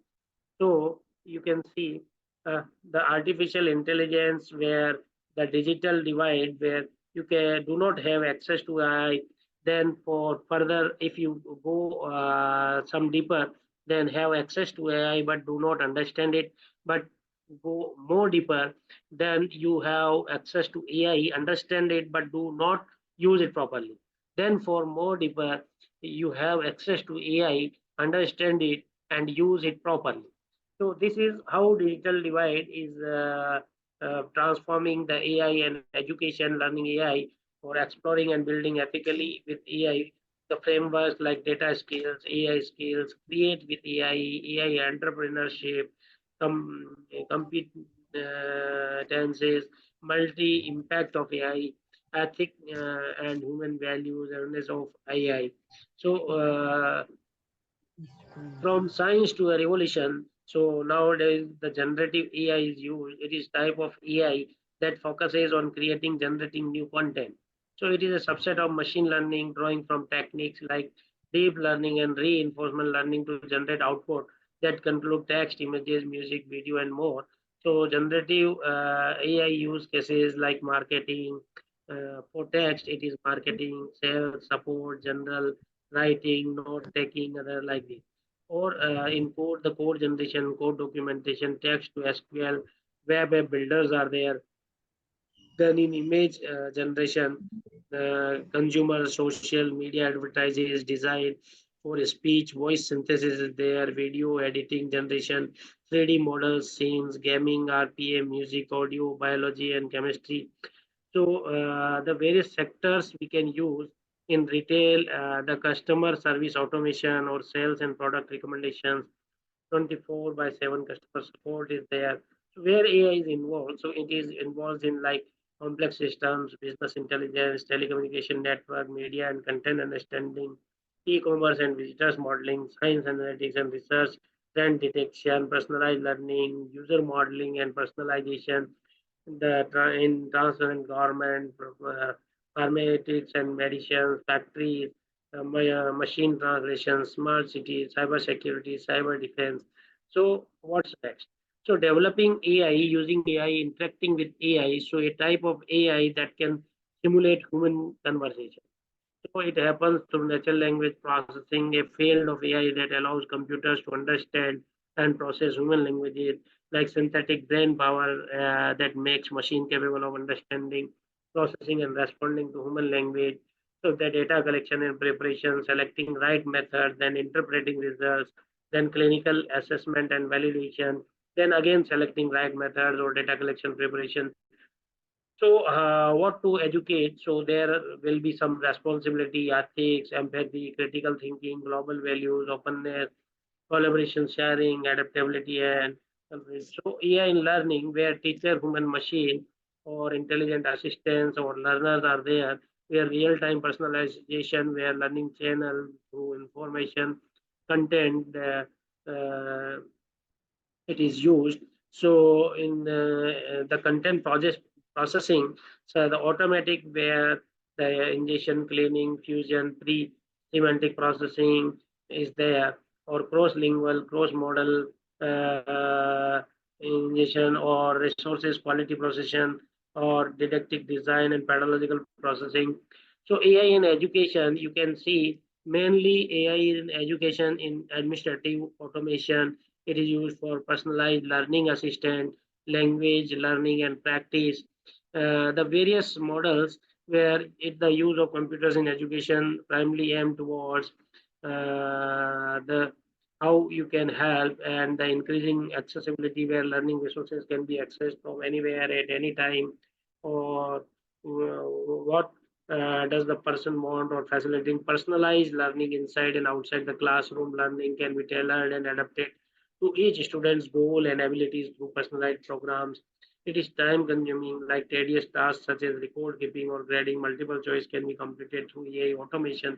So AI automation can be used in AI education. AI in education, it is exploring fundamental questions about how people there. Then application of AI in education, mainly you can see in smart content, where with the help of AI, the textbooks could be split into small chunks of digestible guides, which is easy to read and understand.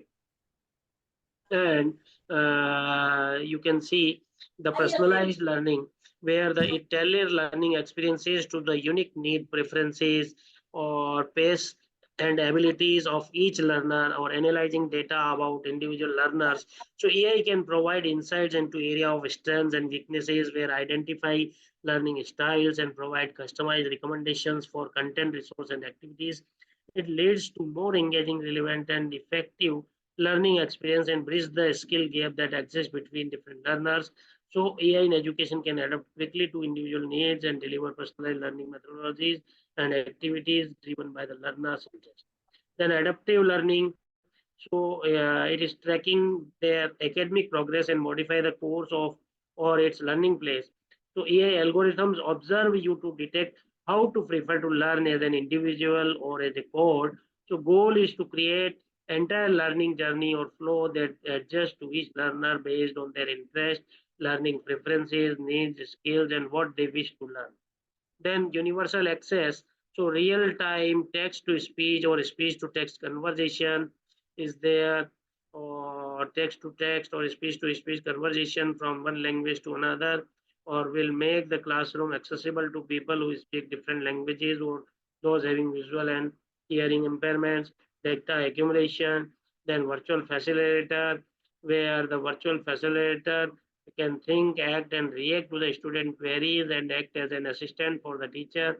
So the automated grader, it is another application where robo graders replace a part of the grading system, and human grader is always there for further assessment.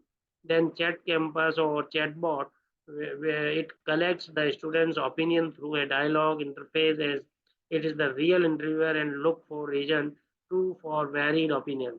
And proctoring, and from the policymaker perspective, the potential application categories of AI in education, where education management and delivery, learning and assessment, empowering teachers and enhancing teaching and lifelong learning.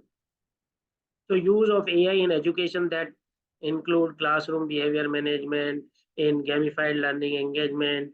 So in classroom, the real-time monitoring, parent communication, personalized feedback, face recognition, emotion recognition, voice analyst, for example, Class Dojo, Scatpal, and Teachment is used. Or gamified learning engagement where NLP, intelligent tutoring, or automated content generation, intelligent game design is there, or the bucket or quiz is there. Then staff scheduling and management where autonomous scheduler, updates, monitoring, integration HR system is there. In assessment, the automated scoring, adaptive testing or behavior and passing analysis where bias detection or plagiarism detection is there, for example, paper shala, or the transportation maintenance where predictive maintenance or automated task decision support, remote monitoring, IoT and sensors. In cyber safety and security management, it can be used. So these are the various examples or the uses. Then AI in higher education. So plagiarism detection. It is plagiarism detection in AI is the process of identifying and detecting plagiarism in AI generated content. Exam integrity, where the facial recognition, proctoring, content monitoring, biometric data analytics is there. In learning management system, the personalized learning, automated assessment, intelligent reporting, NLP, sentiment analysis, learning analytics, predictive analysis is there. The academic research where automated literature reviews, natural language processing, and the machine learning, text generation, computer vision, explainable AI, ethical AI is used. Dr. Dadheeh, you have 3 minutes.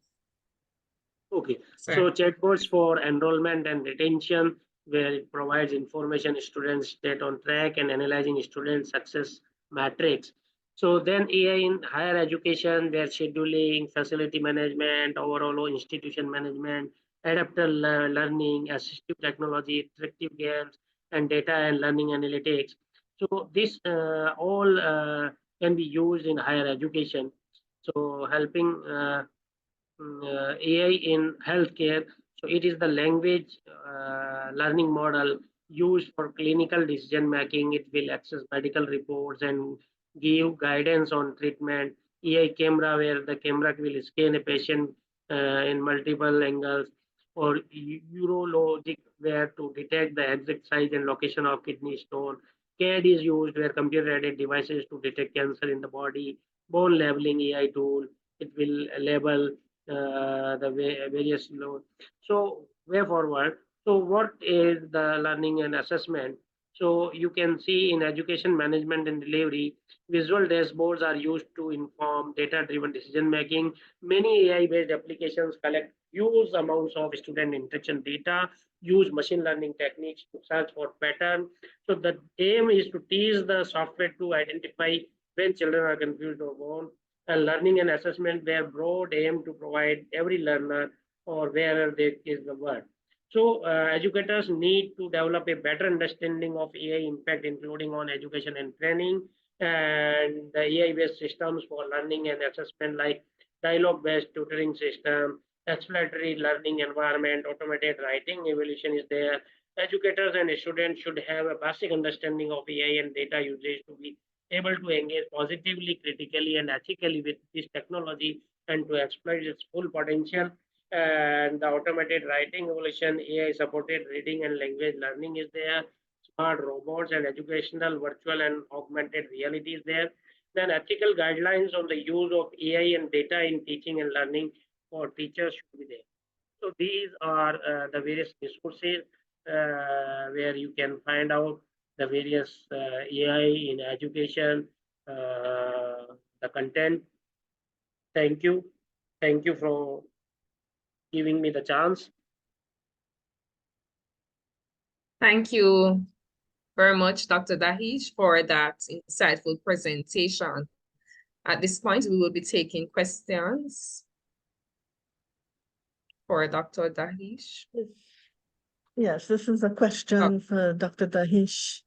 Yes. Do you think that the use of AI in education is actually lessening students' ability to reason and think critically so that when they come up with solutions to problems, they understand how and why the solution was chosen?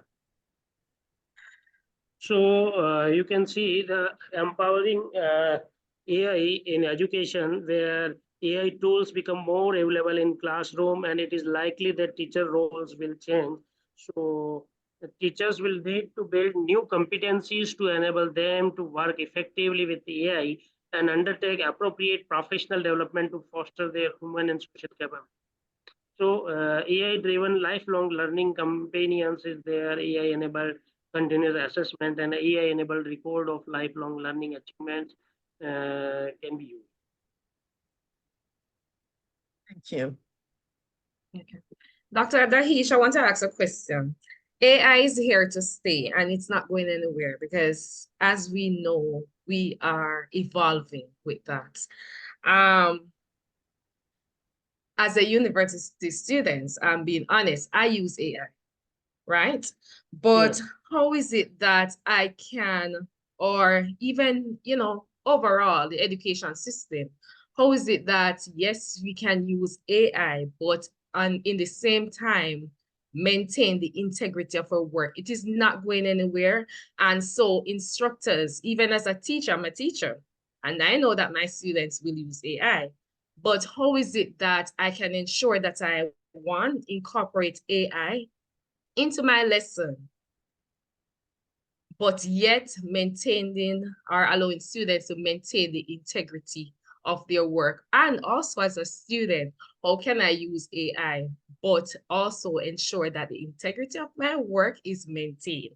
I saw where someone in the chat is saying that plagiarism, well, using different tools to help you with plagiarism, it's not going to stop. But how is it that incorporating both can be effective? So AI can be used for education management and delivery, the learning and assessment, empowering teachers and enhancing teaching and lifelong learning. So AI systems are designed to automate aspects of school administration, including admissions, timetabling, attendance, and homework monitoring and school inspections, or a data mining approach where learning analytics is used to analyze the big data generating in learning management systems to provide information for teachers and administrators and sometimes guidance for students. So some learning analytics predict which students are at risk of failure. So the visual dashboards are used to inform data-driven decision making. Many AI-based applications like collect huge amount of student interaction data use machine learning techniques to search for patterns. So the aim is to teach the software to identify the various learning and assessment. So as a learner, where in the world you can which access the high quality or personalized or ubiquitous lifelong learning. Okay, doctor, thank you so much. All right, if I can add, yes, I would just like to add to the comment. You have to be, as a student, be honest with where you got your information so that you present your information in such a way that your educator, your teacher, your lecturer can see where you got the information and how it was used. So that you upfront, your instructor knows that you're using AI, but how did you use it? You did not just download the content. If I can see that you have it as a reference and then you modified the information and applied it in such a way to help you better answer the question, then you can be accountable and you cannot be held for plagiarism or not thinking critically, that you know what I mean? But you show the evidence as to, where you got information and how you used it. So Dr. Ferdinand, are we saying that we should ensure that we cite it as a reference? Not only citing, you can put snippets of, yes, you can put snippets of what you took. And so when I read the assignment, I can see that you have some reference material there, but then you analyzed, you applied it to the problem to come with a suitable solution to whatever issue or whatever problem, or if it's an essay, you show implications, and I could see that you have incorporated the information in such a way that you understood how you would apply it to find the solution. But it's not a matter of cutting and pasting. Okay, thank you. But if it is that, sorry, but if it is that we let's say cut and paste, let's say you take it from ChatGPT and you it's not cut, you don't just take it from there and paste it, but yet you paraphrase it. That's okay. Yeah, once you reference, where you got it from. Yeah, you can reference, yeah, sure. Okay. Just another question here. It said that what will the future look like for students with special needs, such as hearing disabilities?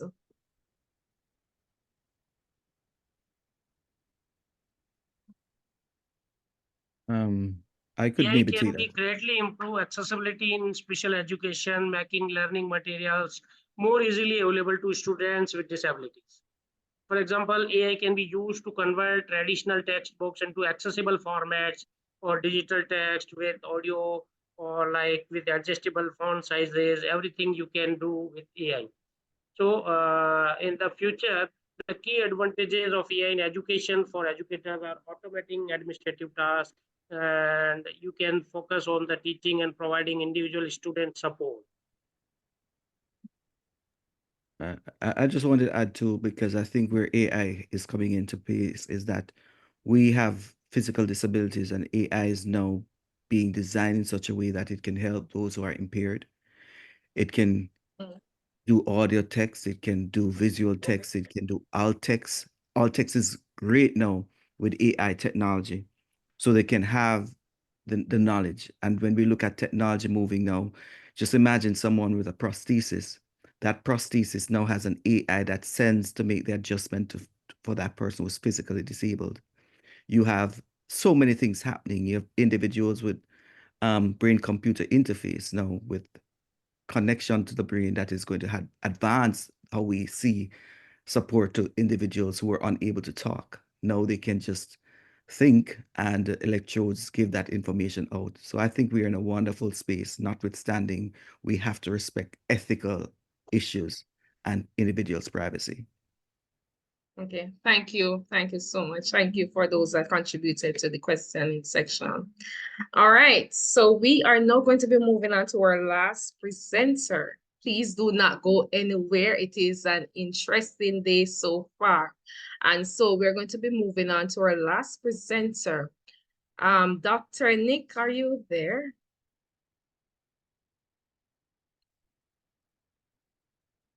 Dr. Nick? Yeah, I'm here. Okay, lovely. All right, you can go ahead and share, sir, whilst I'll share your bio.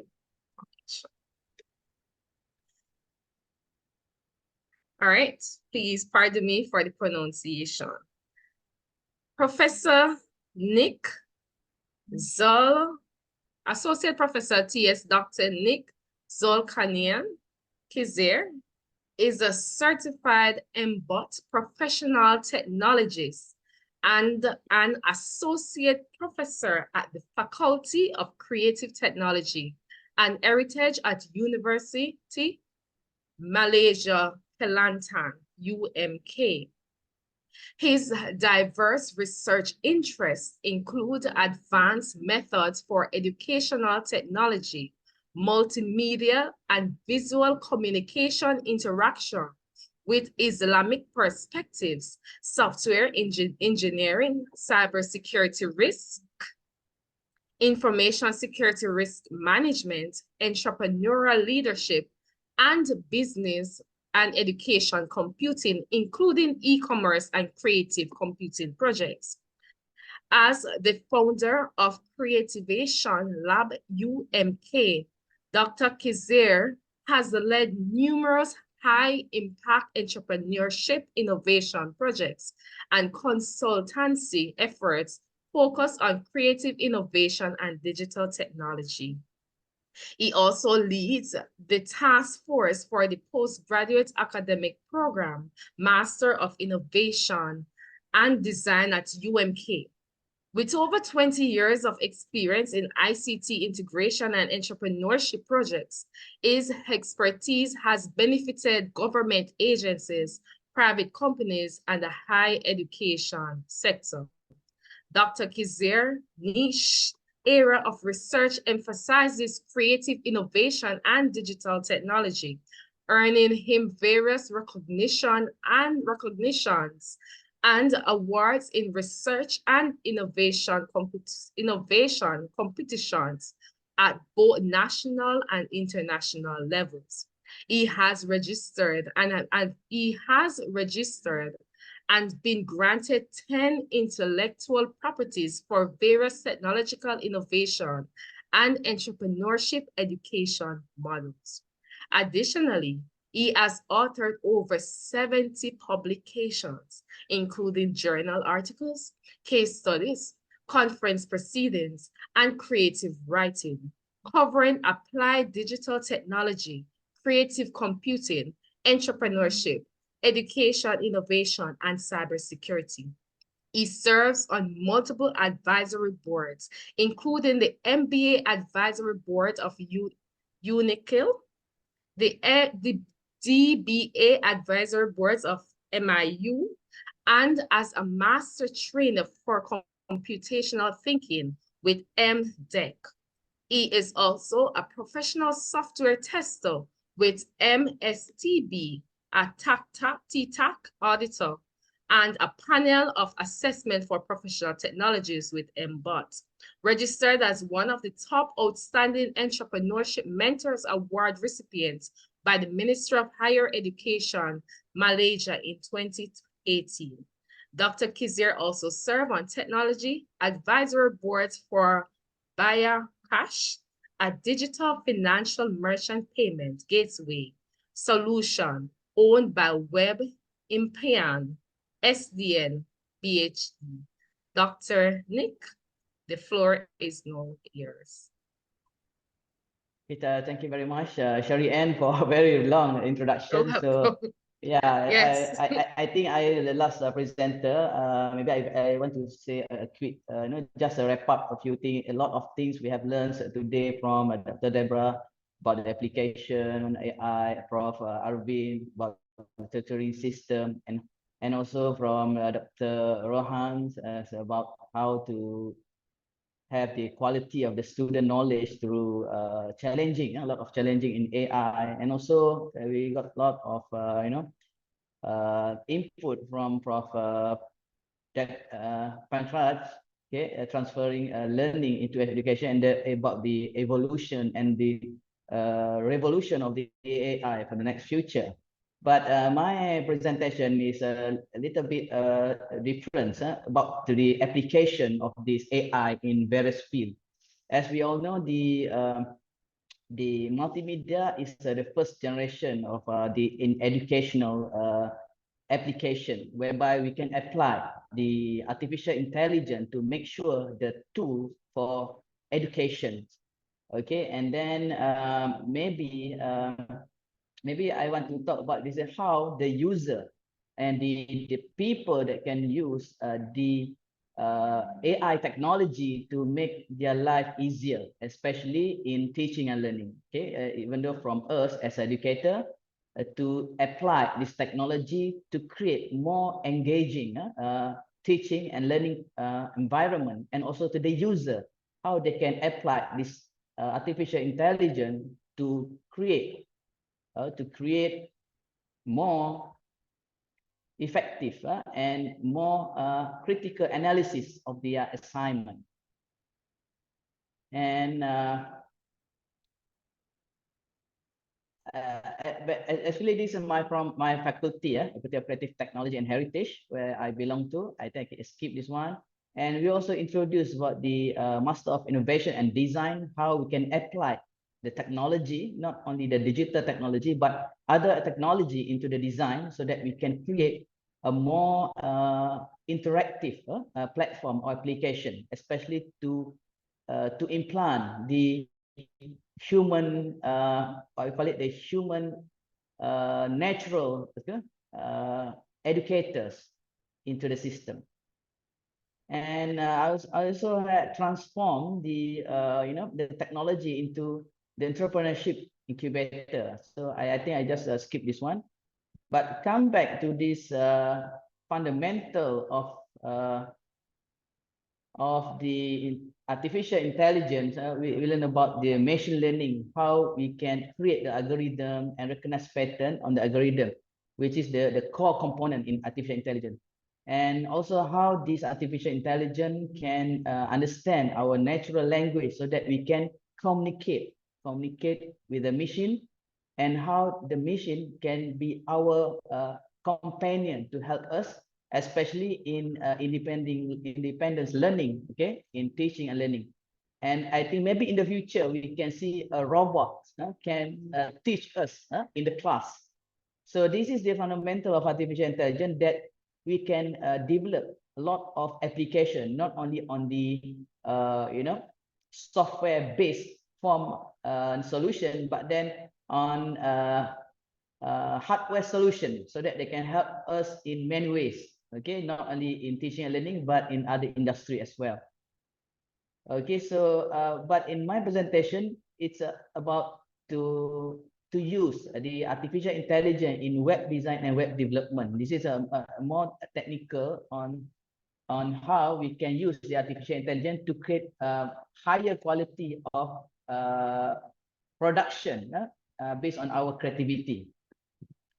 Okay, so I think that the most important thing for us, not only as to use in web development, but in other things, is about to understand, okay, how the artificial intelligence works, so that we can do some sort like reverse engineering, okay, to prompt the question, because as an end user, we want to see the result, but how we can use or apply, okay, this technology to help us to create more quality or high advanced solution. Okay, so this is the way how the benefit of the artificial intelligence that we can use and apply. We have to treat them as our companion to help us in many ways, especially in teaching and learning. And for artificial intelligence, the most in goal when we want to use this artificial intelligence is how to help us to solve problems. okay, to solve problem, for example, to develop high quality design, and to help us to give more faster knowledge to us, and to improve our interaction. So that's why if you, see the development or the evolution of the artificial intelligence, they now become easy to use. Okay, I believe in the next future we can interact, okay, like a human, okay, to human communication. Is about the another form of human intelligence, okay, but they can apply all those data or knowledge around us to help us in teaching and learning, and also to develop a new solution in the future. And some of the common AI that we can use, especially in designing website. This is just an example. Maybe we can apply these other AI tools to help us in designing, and not only the web, but design other things, okay, to create more innovative solution to the society.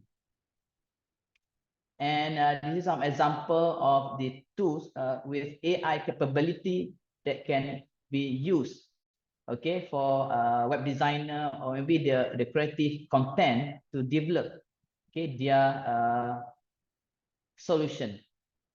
And as we know, in AI, they have applied in many applications. So the most important thing, how the user can do some sort like reverse engineering on the how the algorithm works, so that they can use the AI with more effective, so that they can produce more, a better quality of the creation and innovation. Okay, there are some tools that be useful to be used by educational designer to develop the application to assist them in teaching and learning. So they can use several tools that can help them to create educational tools for them. So for example, we have lot of AI tools here. For example, for a coding tool, we have a few types of platform, for writing tool, for marketing tool, for design tool, and also for research tool. I think this is already mentioned by the previous speaker in this session. And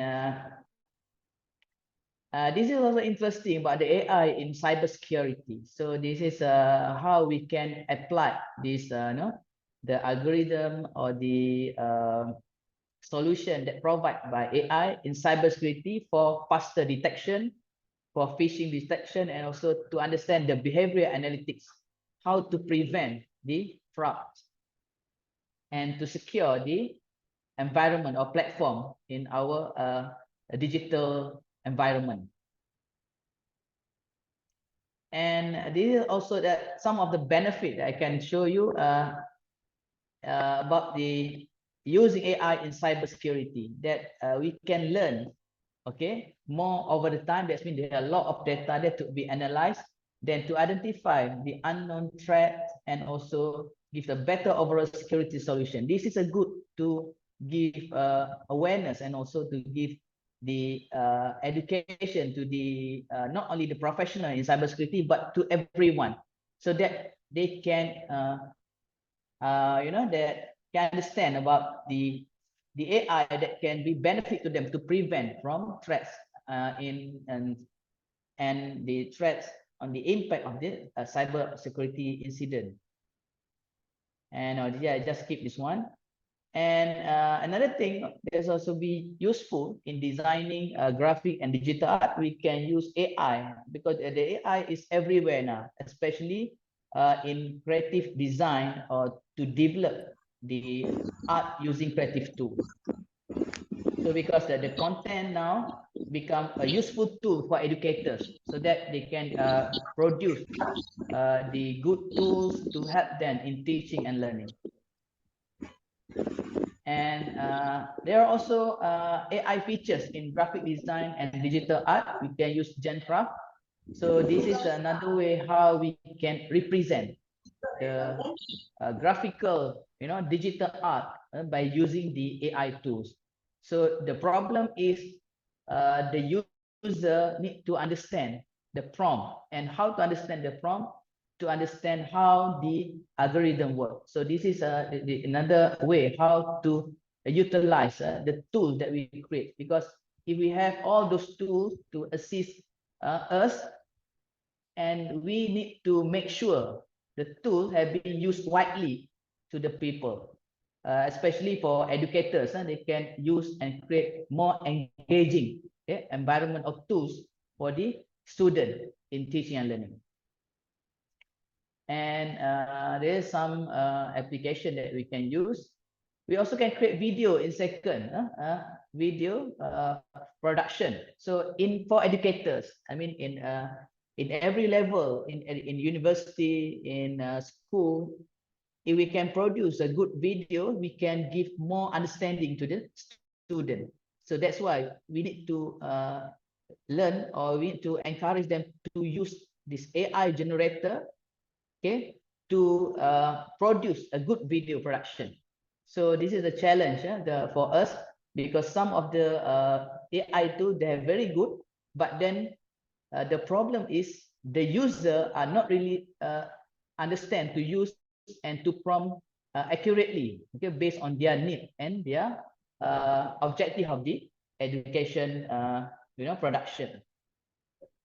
And for music composition, we also have the AI generator for music composition, in producing the good song and everything. So, but then, okay, the user or the us, and for us as an educator also, if you want to use the music to encourage, to engage with the student, we need to understand how the AI generator work and how to prompt a good prompting, so that we can utilize the function that provided by the platform. Okay, so that's also a good thing about the AI, because AI can help us to in many ways, especially to prepare a good presentation, okay, a good content for educational application, so that they can help us to engage with the student, and to help us also to transfer our knowledge and our expertise to the student, and also to the society. And I think there are a lot of application that we can develop, especially educational application, because multimedia is one of the form that we can use as instruction design material that can help us to give knowledge to people. So this is another thing that we need to understand. And as a conclusion, we need to understand, or do some reverse engineering approach, okay, so that we can understand the algorithm, so that we need to teach the society and the user to understand how to interact better with this AI application. So this is another way of us to produce a good quality of educational tools that help us in teaching and learning, and also for the student to learn independently. So I think with that, thank you very much. Thank you, Dr. Nick, for your presentation. Thank you so much. Any questions? I'm seeing a question in the chat. We'll open for questions. If you have a question, you can go ahead and type it. But this question said, can AI tools serve as teaching tools and give explanations as teachers do?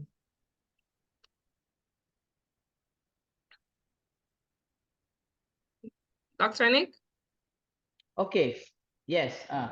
So at this moment, I think we still need the instructor, okay, because that's a problem now. Okay, the problem, not a problem, the challenges for us to produce something that can help us in transfer the knowledge. But I think for now, the AI still can't replace us. Okay, because there is some of the critical thinking that we need to serve to the student. But maybe in next future, I don't know, maybe because of the advancement of the technology, maybe, there's also a threat for us, okay, in the next future. But then we have a choice to control them. So that is my personal opinion. Okay. Okay, Doc.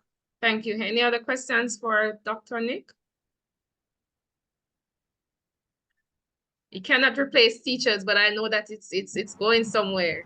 Just as though it's replacing a lot of things. We have to be realistic. We're going to the hotel industry, it's replacing things there. You're going to the manufacturing industry, it's replacing things there. So we have to be realistic. It's going, right? Yeah. All right, there is a question from yes. Fine.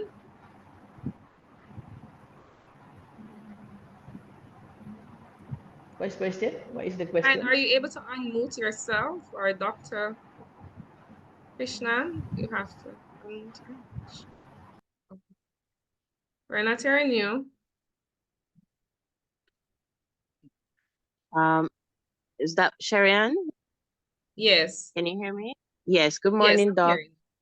I had a question. Okay. In the developing world, where educational funding is usually a challenge for most developing countries, what are some of the options that could be used to include AI technology in teaching students from that perspective? Okay, very good question. There are a lot of challenges. But then the first stage, we need to give them to understand how the AI work.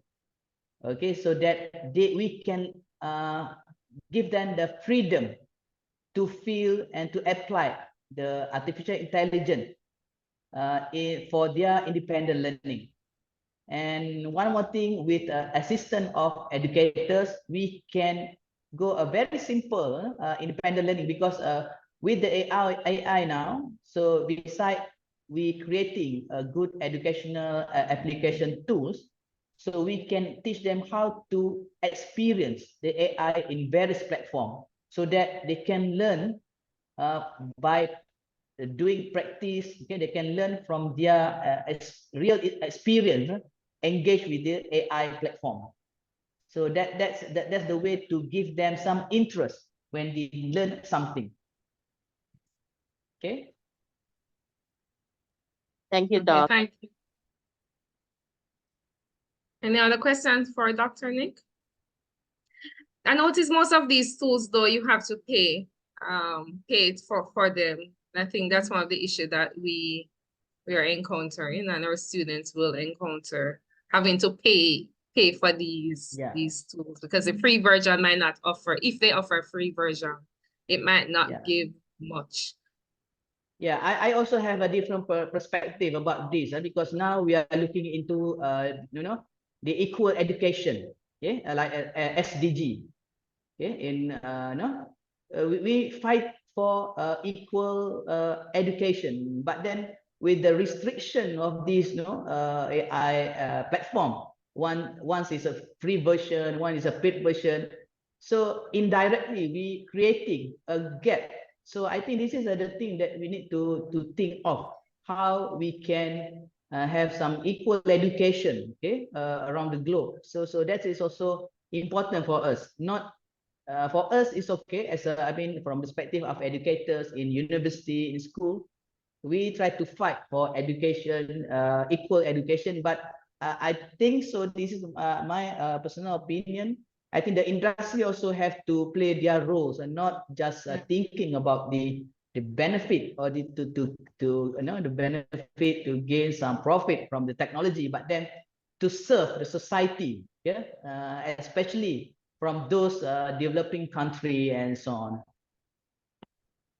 Okay, Dr. Nick, one question again from me. Sorry, it's AI, and I'm passionate about AI, right? But one thing is that, is AI phasing out programming? Because, all right, in the sense that even with, let's even say graphic designing, It might be that, you know, we can use software that does not allow us to have programming experience, but even with graphic design, you know, you would have mentioned in your presentation about creating pictures using AI. Do we still need to have these experience in graphic design, programming, you know, web page development, all of these things since AI, because you can just plug it in. Once we have the right software, can plug it in and say, create a website for me, and it's done. Okay, so very good question. Especially when we do programming, we need to have, it's like an integrator. Okay, we need to know the codes and everything, but the real idea, that the solution for our solution, it's come from various sources. Okay, not only about the algorithm and the programming code, but then to trigger, especially for novice programmer, they need to have the AI tools to help them, because, you know, to understand the how the algorithm work, how the machine learning work.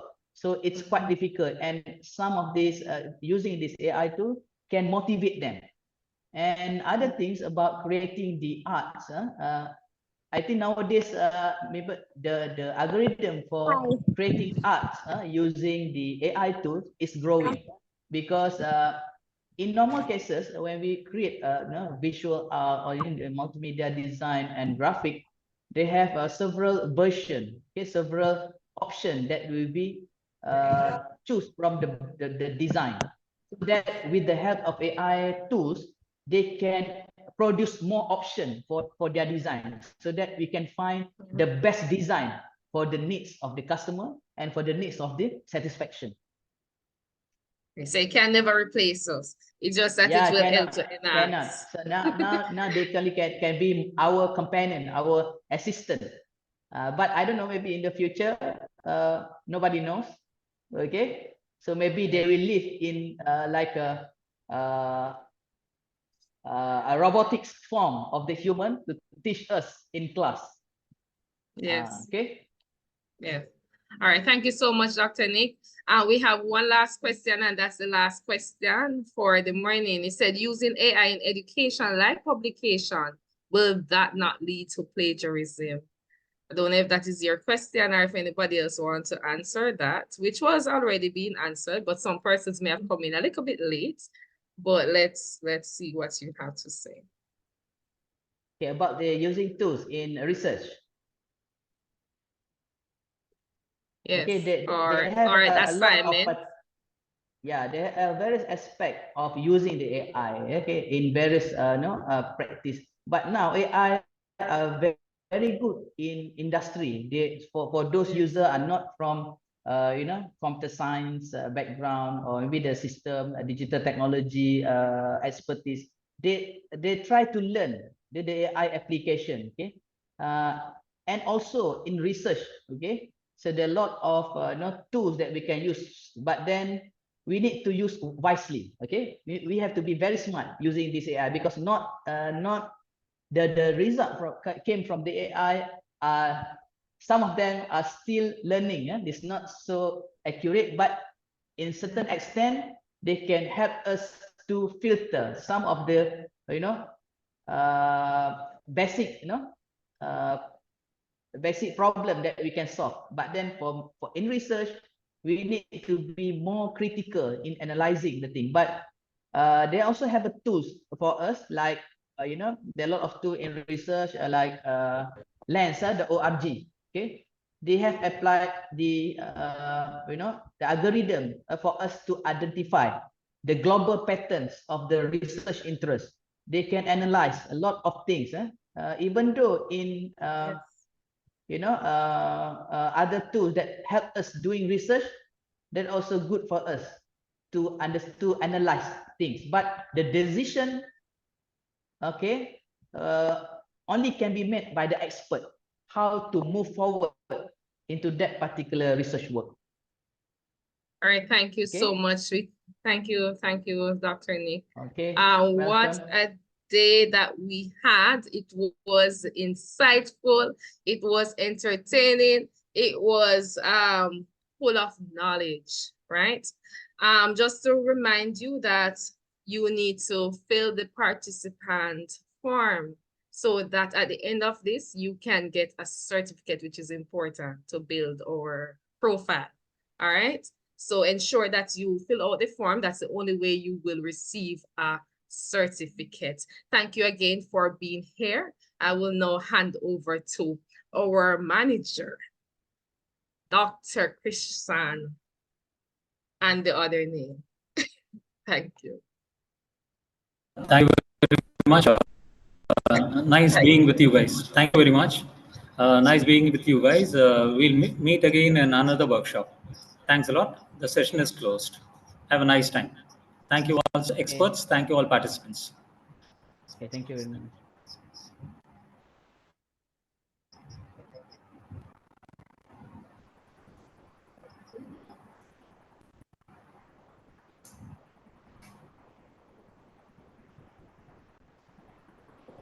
Bye-bye.